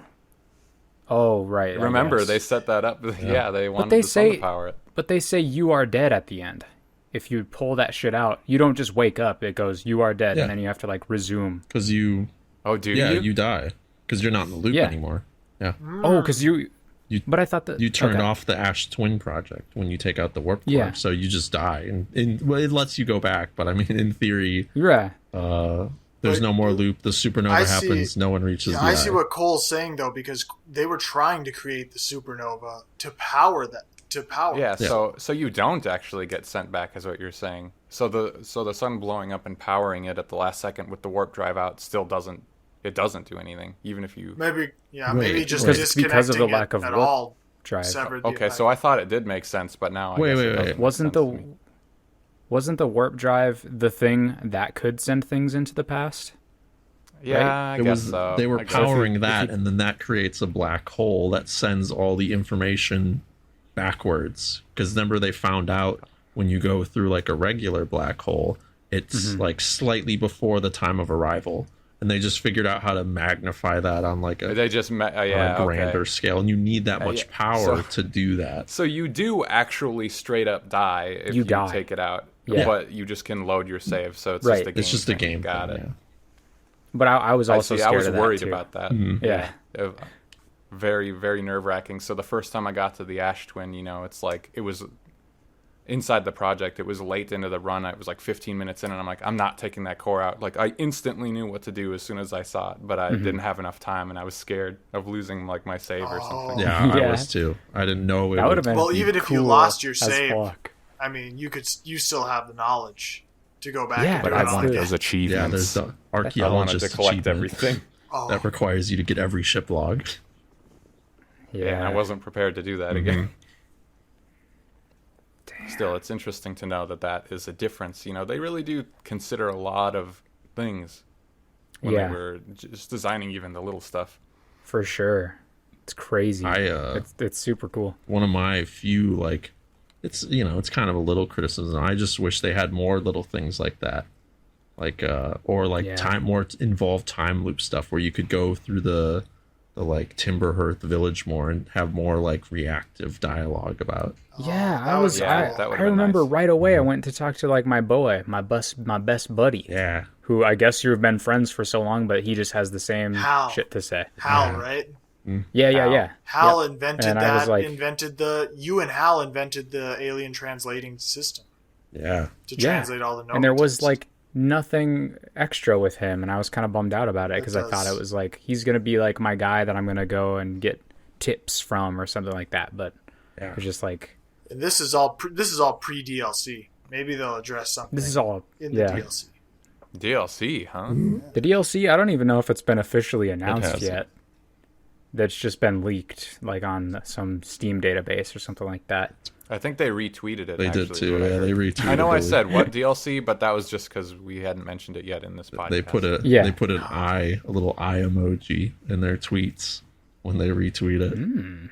So they acknowledged Yeah. it. Interesting. So there's a acknowledged DLC for Outer Wilds coming out, and who knows what it is and when it's coming out, But oh or wait, what it will be. Oh, I hey, had a question, another thing too. Yeah. That was just it's just with the whole universe dying thing still. Like just the timeline. It's like cuz like with like light speed stuff where it's how you see the image and how long it takes to travel. Are all of the does it's weird to know if the game takes that into like account with that, or all the other I was wondering that systems too. Like, are they dying presently, or have they been like long dead and it's just catching up? You'd think they'd be long dead. This is the one thing that I was very curious about with the ending. This is like all of my questions are condensed into this one zone, which is all the around the ending. Because when you enter the eye, you basically just start to trip out, it seems. Yeah. Yeah. Understandably so. And somehow I can't tell if you're just hallucinating all of it, or if you're actually getting all of your guys, if you're collecting all those guys with you and bringing them into the eye. I have an idea about that. I have an idea too. I think, but I guess it's all headcanon. my idea is you're remembering them. Okay. They're part of your perception or like your memories, and you're putting them in there for that aspect. The only way I have this is because this goes into the ending. If you have seen Solemn, she's there. She's part of that ending. She's not there. She's not there if you don't see her. So it's like it has to be that you remember her, because she doesn't exist there. You don't see her instrument and any of that part. Okay. So that's where what happens when you don't see Solemn? Like what happened on your end? She's just not there. Well, it also changes part of the final ending stuff. So the rest of it's normal. You don't collect her instrument. We're just going into ending now. Yeah. But okay. But you do all that, and you know how you get the Big Bang, credits roll, and then after you get that image, right? Yep, like with that all image. the planets kind of like reforming possibly, or... Yeah, they look the same, new the planet. instruments, the music's playing, but on the one that I assume is supposed to be like Timberhearth, where it shows that, most of you guys saw this, Jade will know, it's just dark. There's no lights, the planet's just dark. But when you have Solomon there, there's like a campfire, and there's these like, they look kind of like insectoid type humanoid things. Yeah, there's Another bug alien. guys. Yeah, like a new species. The new there. species. But Wait, this is post-credits scene? do you remember that image at the end? Yeah. Okay. It's interesting. You have like confirmed life in this new. Yep, literally universe. confirmed life. So you get a very slightly different end image if you went to the quantum moon. And There's did that. also one more. This is just like a little joke thing. It's not, but if you lose your scout, because if you fire your scout into into anywhere, and it goes, your scout is gone. It's gone forever. At the ending Signal picture, disconnected or something. yeah, signal disconnected. At the ending sequence, your scout will fly.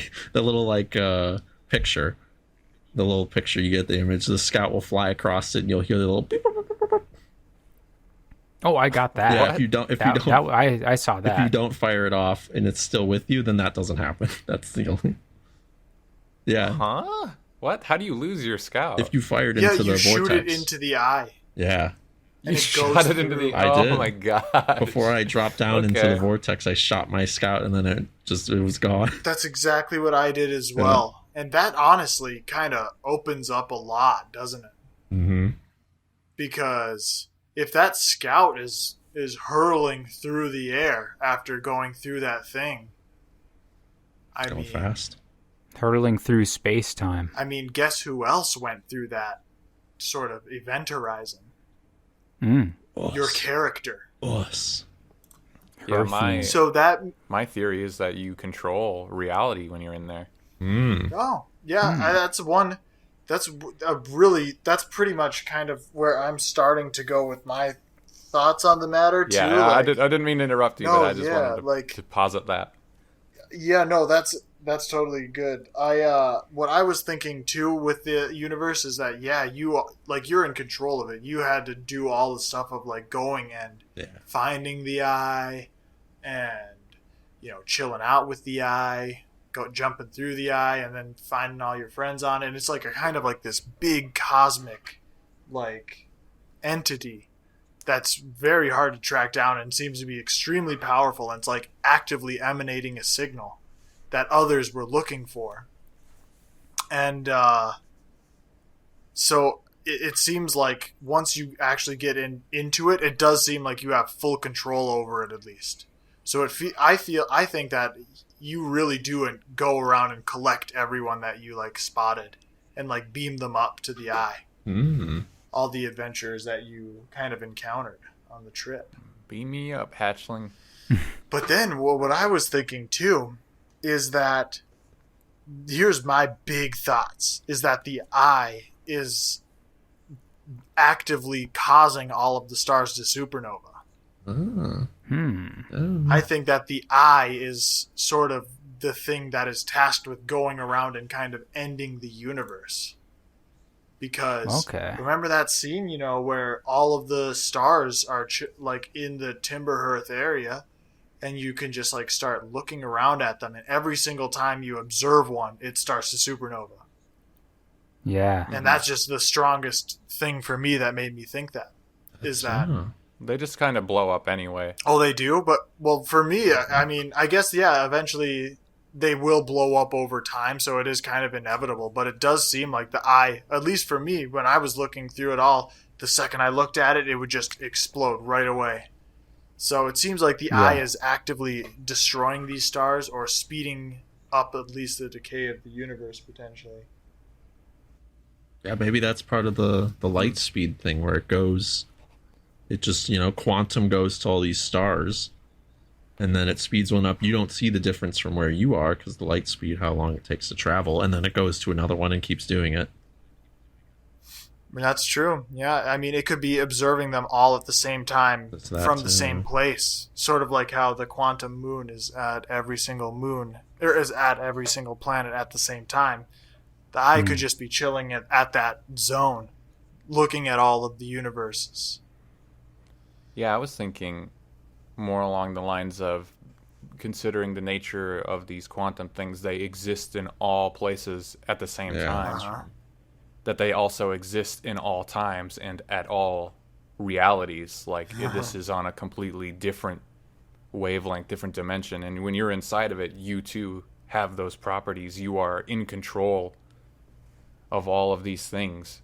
You exist in all places at all times. So whatever you want to happen can happen because it has happened in some reality. Yeah. So you just kind of shape it based on your own thoughts. You just look at that one and you actively observe that universe. You just think, you think that this will happen, and it does happen. And, you know, the ending is just one way that it could have shaped out. So you're kind of a god. All right. I'm gonna take my. That's how I look at it. I'm gonna take my. Now that you said that, I'm gonna take my theory one step further, in that the eye is actively, you know, destroying all of the universes, causing them to supernova. I think that that's the devs breaking the fourth wall and saying that the eye of the universe is literally just our physical eye, looking at the game being played. Wow. That's insanely meta. We're by playing the game, we are causing everything to supernova and end. Right? Yes. And by not looking at the game, by turning it off, and by not playing the game, that means nothing supernovas and nothing gets destroyed. It's insanely existential. Yeah. I'm sticking with my headcanon. All right, everyone, back to what we were talking about. It's when we started this episode.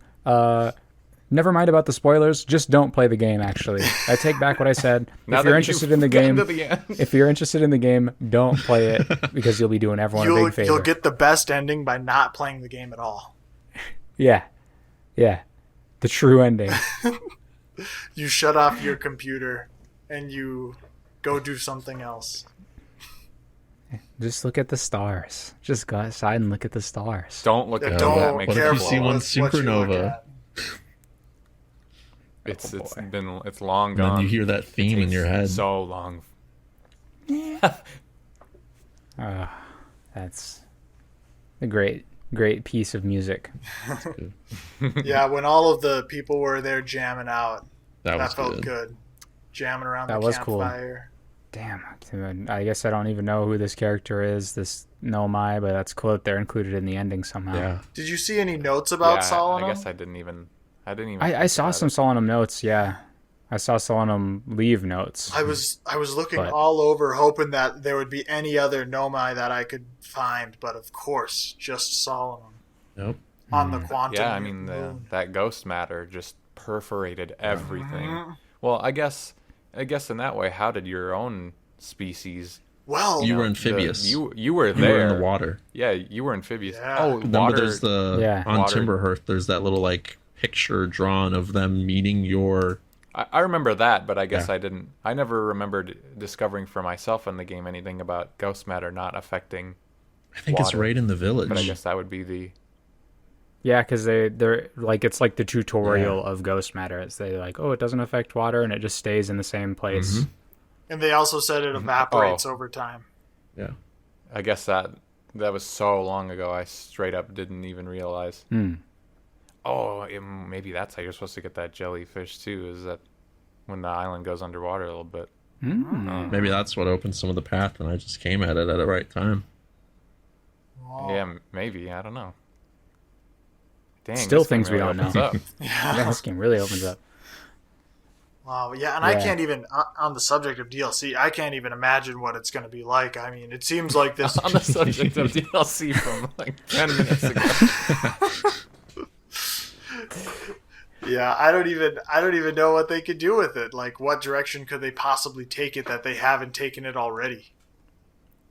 Oh, I hope Just more. I hope it's not a prequel about the Nomai. see, that's what I want. I hope Because you Really? hate Yeah. the Nomai. Yeah, I would. I would I want- want it to involve I'd rather have it anything be in the main game. the future. Maybe the future, but Yeah, like the whatever happens after the eye, I want that. That'd be way more interesting. It is The called Nomai, like you've read all Echoes of that the shit. Eye, You know so- what happens with the Nomai. Like but that's you get like to done. live it. You know, You what I could mean? maybe because it's yeah, that's what I thought because it's the echoes and it's like the Nomai following an echo signal from the eye and they chase it.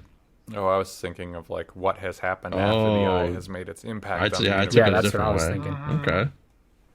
I don't know. I'd be kind of into a little prequel Nomai story. I'd be interested if it was just completely divorced from everything that's already in the game. But if it's just DLC, I guess that's probably not likely to happen and still be like entertaining, building up a foundation of new knowledge that is in a probably smaller package than the base Yeah. game. Yeah. As long as it doesn't affect, I don't want it to touch the main experience. I feel like it's pretty good. It's pretty good where it's at. I don't think it needs any. Like, what if they like added a new planet? Like, oh, here's Hey, everything's fine as Yeah. it is. I mean, I would have liked like more to explore on the planets that are there, but you know the information that's in the game, like what could you add that didn't all just point to whatever they add anyway? Mhm. Now Yeah. you have to find the ear of the universe. The echo meets the ear of the universe. eyebrow of the universe. Whoa. Yeah, I don't know. I'm hoping. Yeah, it would be cool if it's. I have no idea. We could speculate all day, and it's just like, is it gonna be a time? It can't be a time loop, you know? Yeah. Can it? They wouldn't do that again. They could, but will they? It could just be a completely separate little menu button that brings you to a little one-off adventure That's with no what I time. want. You just explore a little Yeah, that'd be little cool. part of space or something. That would be interesting. Hmm. Playing like an earlier version of the solar system That's where the Brittle Nomai thing. Hollow isn't about to be destroyed, or you could just see ash twins go back and forth. Like the sand going Yeah. back That'd and be cool. forth. See some of the things they talk about, There's- but never. There's no interloper actually yet. see.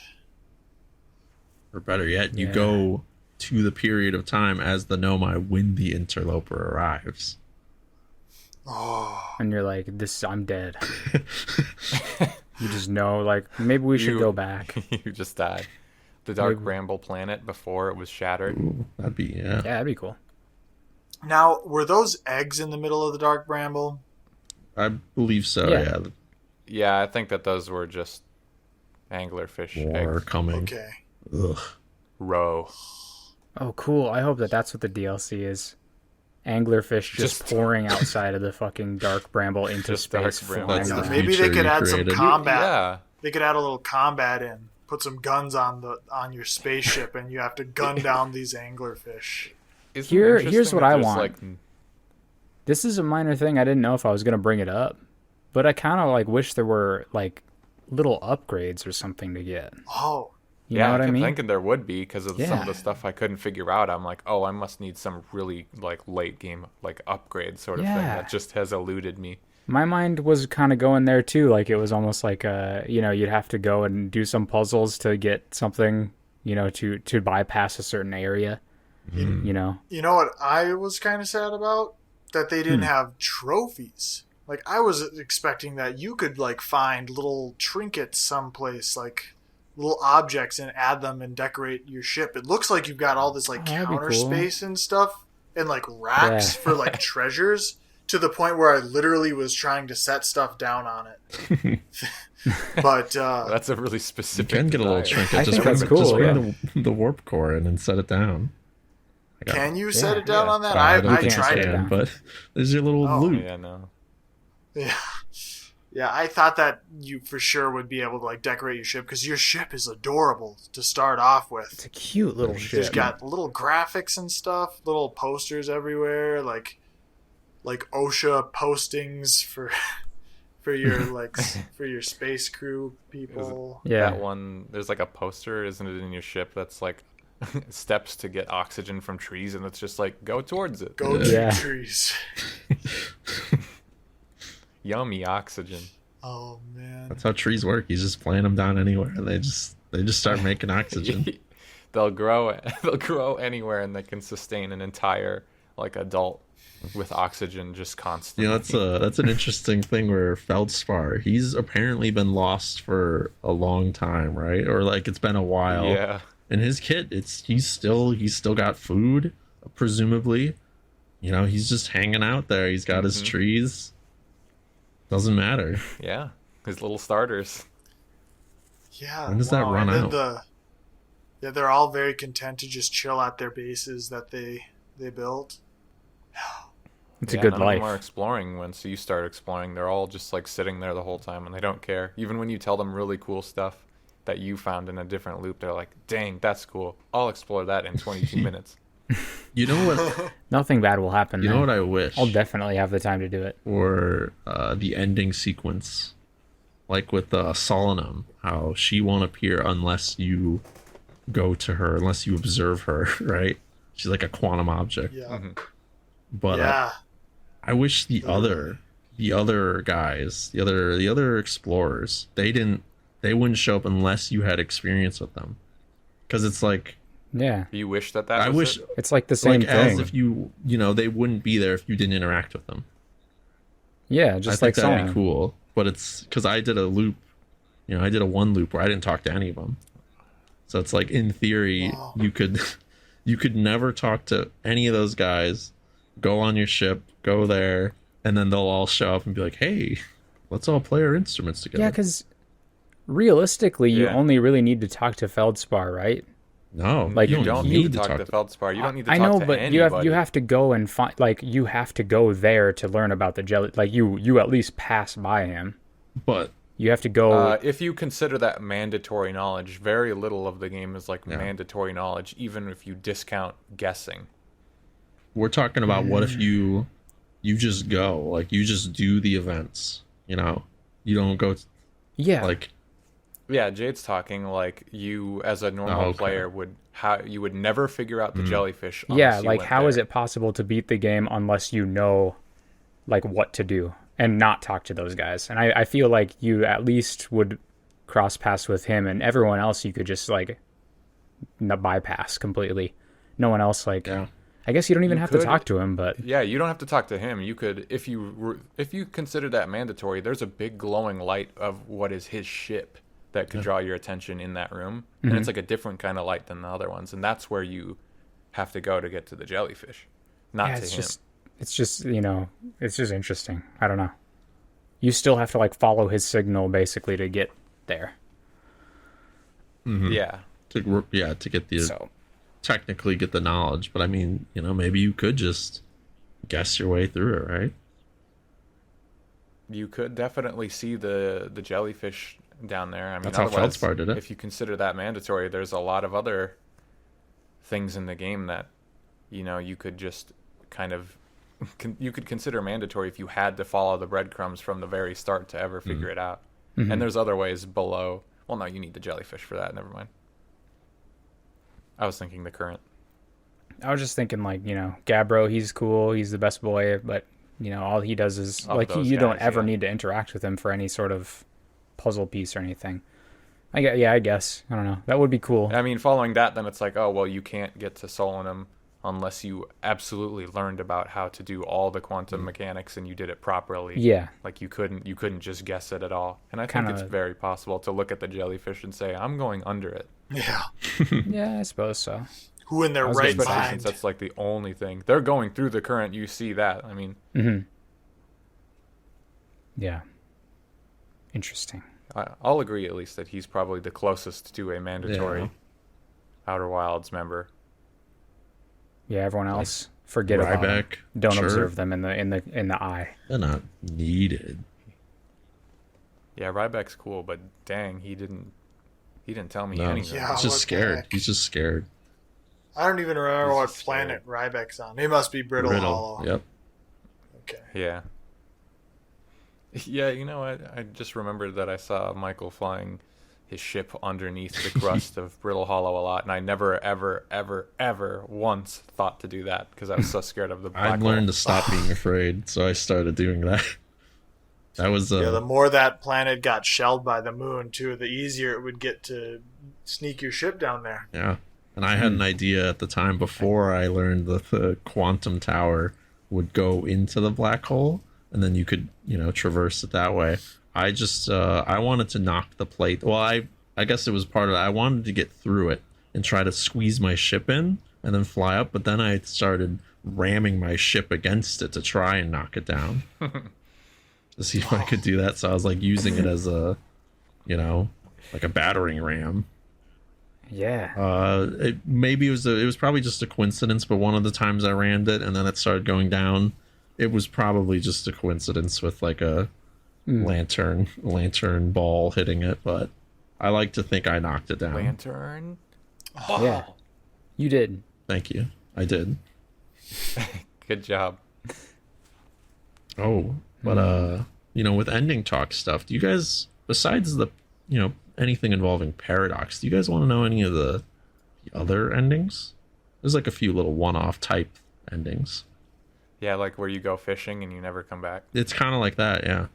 Oh, okay. Yeah, I only got my one ending. The main one, the main ending, probably. They're not quite as involved as that, of course. They're just like simple little dialogue things almost. They're not that big of a deal. There's it's just like things messing with after you take out the warp core, you can try and escape. If you leave the solar system, normally if you do it in a loop, it's like your memories will get sent back anyways, even if you don't get destroyed. Yeah. But if you have the warp core, if you disable the project and you leave after that, everything just, the supernova happens and you just kind of hang around your ship for a minute. Like, you're just there. And then, you escape? You escape it. And then, a little text comes up and says, you escaped, but you survived on the remaining supplies in your ship until it all powered down. Something along that line. So it's you don't quite escape it. Oops. The true ending. Yeah, the true ending. There's a more true one that I like. Okay. That involves the quantum moon. If you disable the project, and then you go to the quantum moon, and then go to the 6th location where Solanum is, you can just hang out there, and it says it in the text, you become like an object like her, where you don't know how much time has passed, but your journey is at an end, and you're just like an entity there. Chill with Solanum for an eternity. But you get to be her friend forever. And your corpse is probably on all those other locations. It probably is, yeah. Just like hers. Yep, your ship will be there, and it will go between all the places too, and appear sometimes. And then in the DLC, you can go and find your corpse and Solanum's when you revisit the quantum. And then when you go to the people, you go to the 6th location, and you see your former protagonist and Solanum holding hands. Wouldn't that be surreal? Wow. I'm counting on it. I'm Me counting too. on it. I'm banking on that. This is the reality where that happens. Those were the only other two besides the paradox that I found. But I thought they were kind of cool just to have them included. Yeah, I really appreciate the foresight that went into that, especially because there's no direct reward or anything pointing you towards it. It's just creativity. Just a sneaky extra ending. Just to test sneak it. in. Just to test it out. Yeah, it's cool that they plan, if someone were to do that. Because it would be just like kind of a bummer to just be like, okay, nothing happens. I'm still returning. I just return at the end of a loop. Yeah, like or normal. you just you died. Like that would be so lame. Like if you escaped. Yeah, it would be. There are instances of that. Like when you don't remove the core and you fly out, and your memories just kind of return. It's a little lame that's all that happens. Oh, that, yeah. Yeah. Yeah, it's a little lame that happens, but I guess I get it. You have a heart attack. You have a heart attack every 22 minutes. You were so scared. You were so scared. I should just say that. You were so scared and had a heart attack. Yeah, I mean, you can fly far enough out. Like, you fly super far, you get an achievement. You fly a little ways, you don't get the achievement, and you still die in the same way that, like, your memories go back. So, there's this weird middle ground where nothing particular happens. Oh, wow. Or There's so many different... For that ending, ways you don't to- have to go nearly as far as the achievement. Yeah. I didn't go even close to that far out. What happens in that ending? Oh, it's just you just live and you're just on the ship and you survive off your remaining Like supplies. the supernova just doesn't reach you? Yeah, it just doesn't reach you. You just survive the blast and you're just, it's just you and your ship now. If it's given, how Feldspar survived, you're probably able to survive in there for like a really long time if you like plant a tree in it, and then apparently their rations are good for a long time. The marshmallows. The marshmallows. Your only rations. Yeah, you have a couple buckets in there, don't you? Yeah, you got a couple buckets. You could survive, years off that. Hell yeah. We don't know the biology of these creatures. Maybe they're kind of like tardigrades. Yeah. Actually, they're probably not like tardigrades. I don't know what those Your are, but guy I'll agree. could die so easily. That's true. Quick death. Quick, easy death. Well, speaking of deaths, what were some of your guys' most silly deaths? Silly death. I mentioned Most that one of getting hilarious crushed funny by deaths. the ash in that ship when I could have easily left. Oh, yeah. That was pretty Yeah, silly.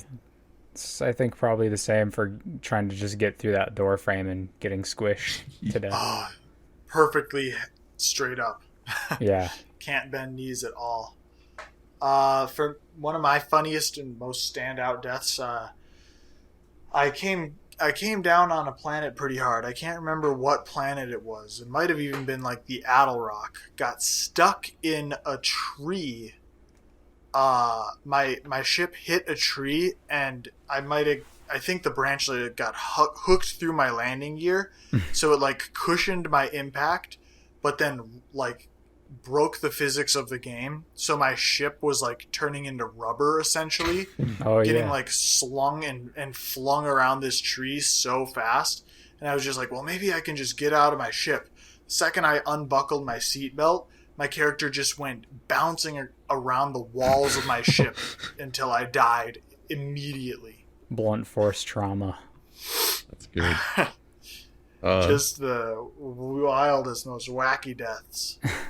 I had a pretty entertaining one that's like a whole involved process that led me to it.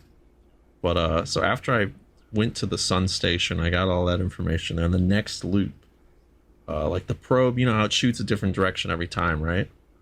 Mm-hmm. And so it shot one that was really close to Timber, and I was convinced that was like because I went to the sun station, that it like unlocked some core plot thing, and I thought it crashed onto Timber. Like I thought the probe landed somewhere, and I was like, holy shit, I gotta go find that right now. So I went in my ship and I started zooming around, like looking all across the surface, like where did it land? Where did it land? Where is it? Where is this thing? And as I was zooming, I smashed into a tree, and it like severely damaged my ship. So I took a quick park, and I went in to start repairing. It was beeping. It was not doing well. I was on top of it repairing like the fuel, I think, and then it explodes, and I go flying off into the atmosphere because I don't die. It just propels me into the atmosphere, and so I'm I'm in orbit of timber, and I'm severely damaged. I'm like, okay, I got to get back down.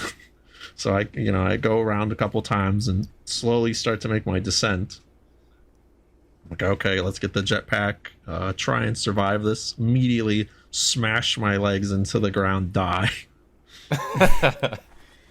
That's the one that always stood out for me. It was good. That is good. I've got That's one very more. good. I got one more silly one. And it was one of my first return to Dark Bramble after a long time into the game when I had the distress beacon and I was on my way to find the vessel. I hadn't been there yet, but I got through the fish after getting eaten by them, and I made my way to the vessel finally, and I was exasperated after seeing the fish for the first time, and I was so excited, I got out of my ship, and then I suffocated and died. No. Because you weren't wearing your suit. I was so excited to get back after getting eaten by the fish. I was like, I know where to go. I know how to do this. I just panicked, and I got there so fast and didn't remember to put my suit on. Oh my god. So I had to do it again. That happened to me once on the Quantum Moon.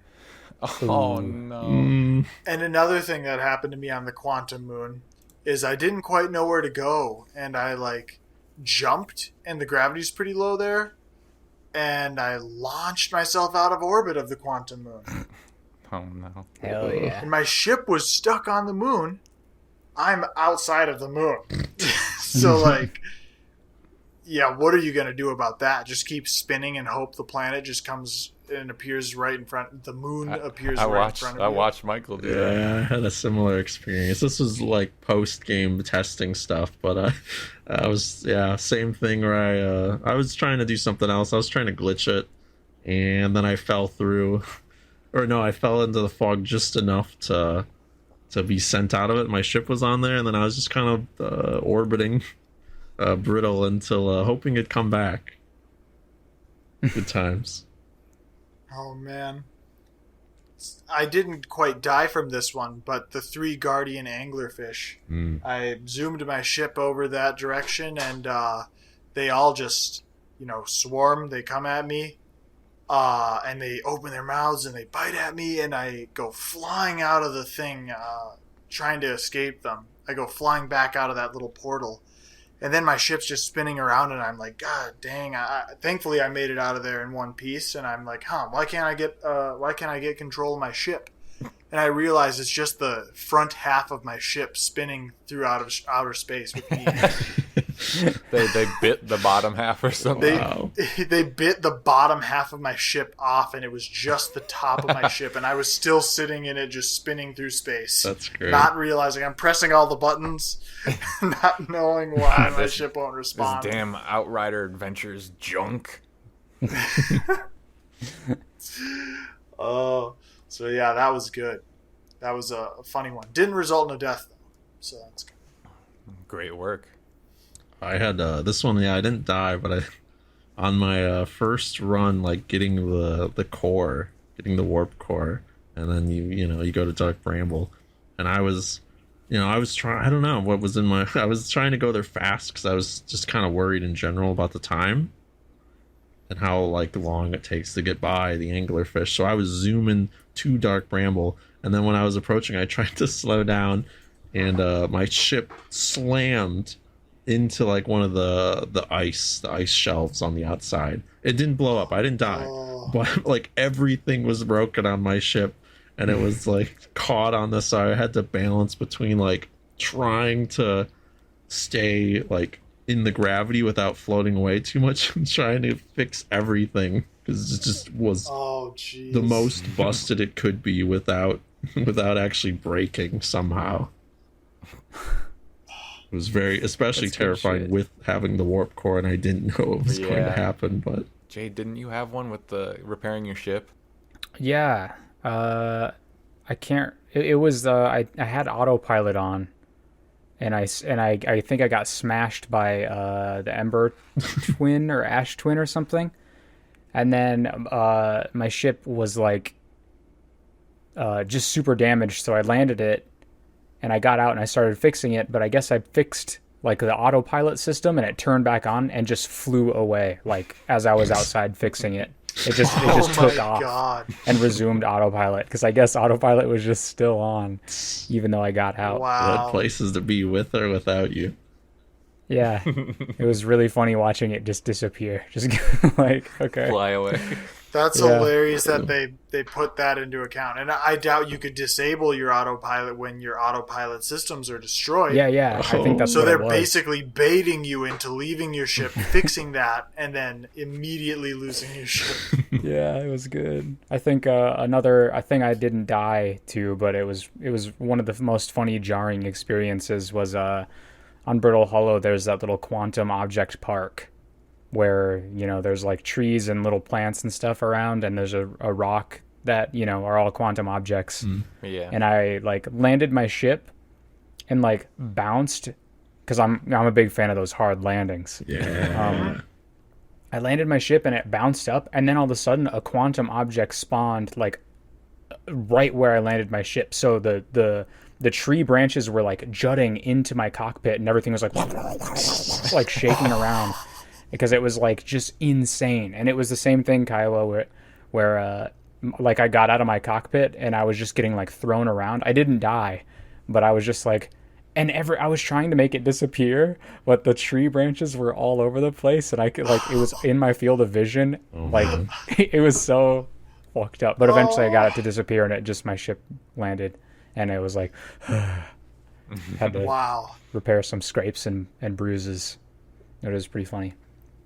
I had something. That's probably that's probably just as real and frustrating as a quantum object would be to deal with in real life. In real life, yeah, exactly. That happened on the quantum moon for me in some ways, where when you land, stuff's still like always moving around, and I had my ship parked, and things would just start spawning like interdimensionally inside of it, and the ship would be shaking like crazy and making sounds. And one of the times it just shot out of the quantum moon, so I was okay. Yeah. I was where I wanted to be, but My ship never stayed on the moon when I landed there, presumably because that happened every time. it just would shoot off into space. It was never there when I got back. The quantum your ship moon was rejects, never there on the quantum moon? It was always in orbit flying around somewhere because it was just propelled off of the moon somehow. It's not chosen. Good. It wasn't chosen to stay. Well, yeah, the Nomai ship gets to stay, but not yours. Yeah. Yours must go. There can be only one. One ship. Well, ship. What else? Is there anything else we want to wrap up and touch on? I had two things. One, this is just like kind of a speculation thing, and I think Kiowa in particular will agree with me on this. I think this Outer Wilds would be really cool as like a VR game. How well they build the atmosphere and everything. Like just anything with gravity, like observing objects too, and you know, like just having that extra immersion where you're like almost really there in a sense, you know? That'd be so cool. Add this to the list of games to port to VR, right alongside Slime Rancher. Slime Rancher. Slotted in right next to it. Not that this is a game that's on the same level as Slime Rancher, but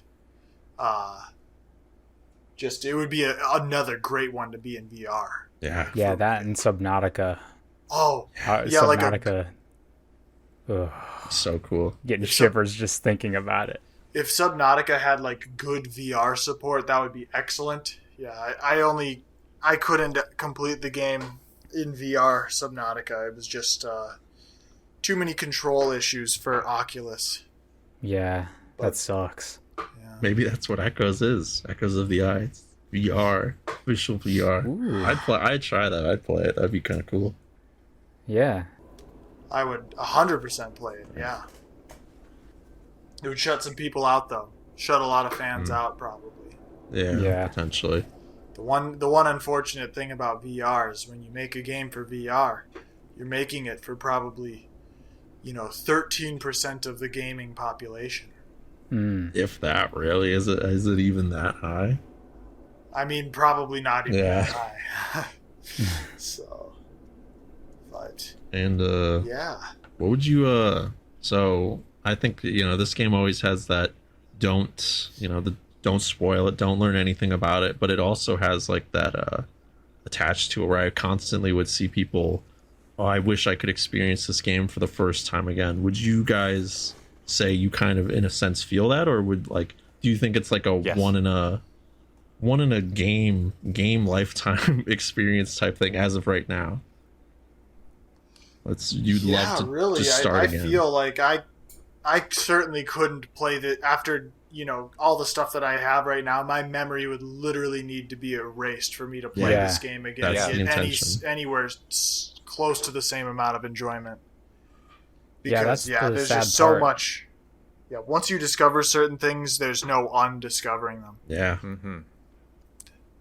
This Yeah. game's mechanics are knowledge. Mm-hmm. Yeah. Yeah, that's Very much so. Yeah, I was thinking about that too. Like, yeah, like you can't this isn't a game you could just replay. no. It's it's one that once you know, You know. and Once there's you no know, way you to know. like get around that. That knowledge will always be in the back of your head, even if you try to do a fresh loop or whatever of it. I don't know. It's never the same. It's unfortunate. Never the same. Yeah, it's They like a couldn't- one-time experience. They couldn't exactly change the. Like, how could they? What could they do? Could they randomize it? Could they create a version of this game that it was like a random experience every time? So even if you procedurally knew what you generated? needed to do, it was just like all the different pieces were hidden in different areas, and there were different, combinations of a few different things that you could do to reset the universe, and it was know. different each I don't time. think- I don't know how you'd accomplish it, because if the Kind of a mechanics are the stretch. same, Yeah, I think it's got that special feel because it's so like well crafted, like specifically for that experience, where how you get the information you find, and everything involved. If it's like randomly scattered about, I don't know. I just don't think it would work as well. I don't It's think so it's either. like As an it sucks because experience. that's like kind of on the right track. I feel to having some sort of like longer experience with the game, but yeah, at the same time, it's just not meant. It's not meant for it. It is supposed to be something that's like, oh, that was really fun. That was really like just a complete unique experience, and then it's just not meant to be played again. Mhm. Yeah, As unfortunate as it is. magic in a 'Cause, bottle. I mean, it's then it gets out. yeah, it's gone. cool, but definitely everyone should play it. It's a game that everyone should play. Now that I you know think, how to beat it and have the knowledge that ruins it, Yeah. go play it. Go Well, play it. hopefully you won't. Yeah, don't I've- play it. Remember? Don't don't. play it after Don't listening play to it. this, Safe. because then your canon play session will be ending in happiness for all. Absolutely. Except the Nomai. And for Except that for matter, stop observing our real life universe as well, because Close your Yeah. eyes. that's just accelerating the heat death of the universe. That's why I observe these video games for our MIDFES podcast. That's Observe why I our observe these podcast, video rather. games. Stop observing the universe around you and instead observe our podcast. Yeah, Yes. the MIDFES cinematic all around you. universe. Then is that all, fellas? I'm done. I think. Yeah, I've I'm got spent. nothing more to add other than my undying praise for the game. Is this your top MIDFES game, Kiowa? This so far is, I think, this has been my favorite game that I've played for Midfest, and my favorite game I've played all year. And Hell yeah. For several years, probably. Wow. I'll be really? looking. I'll be counting on that for the Game of the Year awards at the end of the year. We'll see. I got my I guess. wonder what loaded. can beat it. What can beat it? It's That's gonna high be we'll tough. see. I mean, it's like, I'm a science guy. I spend lots of time doing science stuff, and this game just like, whew, This game got me has thinking science about in all it. sorts of quantum stuff, which Yeah. is an area that I kind of have stayed away from. Hmm. I've only just taken physics too, so lots. This game is just like it touched on so many different elements of stuff that I've learned throughout, like, all of my different aspects of science. It feels like it was put together by a team who really cares about, Authentic. science, space travel, space games in general, and time travel games, time loop games, exploration. It's kind of like everything. all this good stuff coming together into one. Yeah. It's a good melting pot. And one of those classic examples of a game where it's like you could, as opposed to like a Metroidvania where you go to a location and you see where you need to go. It's just a jump that's too high. You can't make it. If Outer Wilds was a Metroidvania, there would be something there the whole time that you could observe to change, the outlook, or possibly, what you would need to solve that puzzle would be right under your nose the whole time. Yeah. Much. It's funny that video games kind of conditioned us in a way too, like we mentioned earlier, thinking, oh, I need something else to do this or do that. You have everything you need immediately. It's always there. The only limiting factor is you. Yeah. But you second guess it because it's a video game. That's so true. I literally had no clue what to do until I made it to the vessel in the Dark Bramble. That's when it all clicked, and probably I think on my very next playthrough I beat the game. Right, there's only 3 things you need in the game, like definitively, and it's that code, the core, and the vessel. Mm-hmm. Yeah. And you need the ship launch codes. Yeah, that's what I said. The code. From the beginning. From the very beginning. The ship launch code for your own ship. Your ship launch codes. You need those. I was thinking about you've already got those, but if you're starting a fresh playthrough, your suit. Yeah, you gotta go over there. You need your suit. You need your suit. You need to put your suit on. You don't need your need a signal controller. scope. You need a controller or like a mouse and keyboard to Real play the Outer game. Wilds use controller. You need to have buy your the own game. your own eyes of the universe, probably, to see the game as well, to observe the game. You do need. That's it. That's all you need. Yeah. And Okay.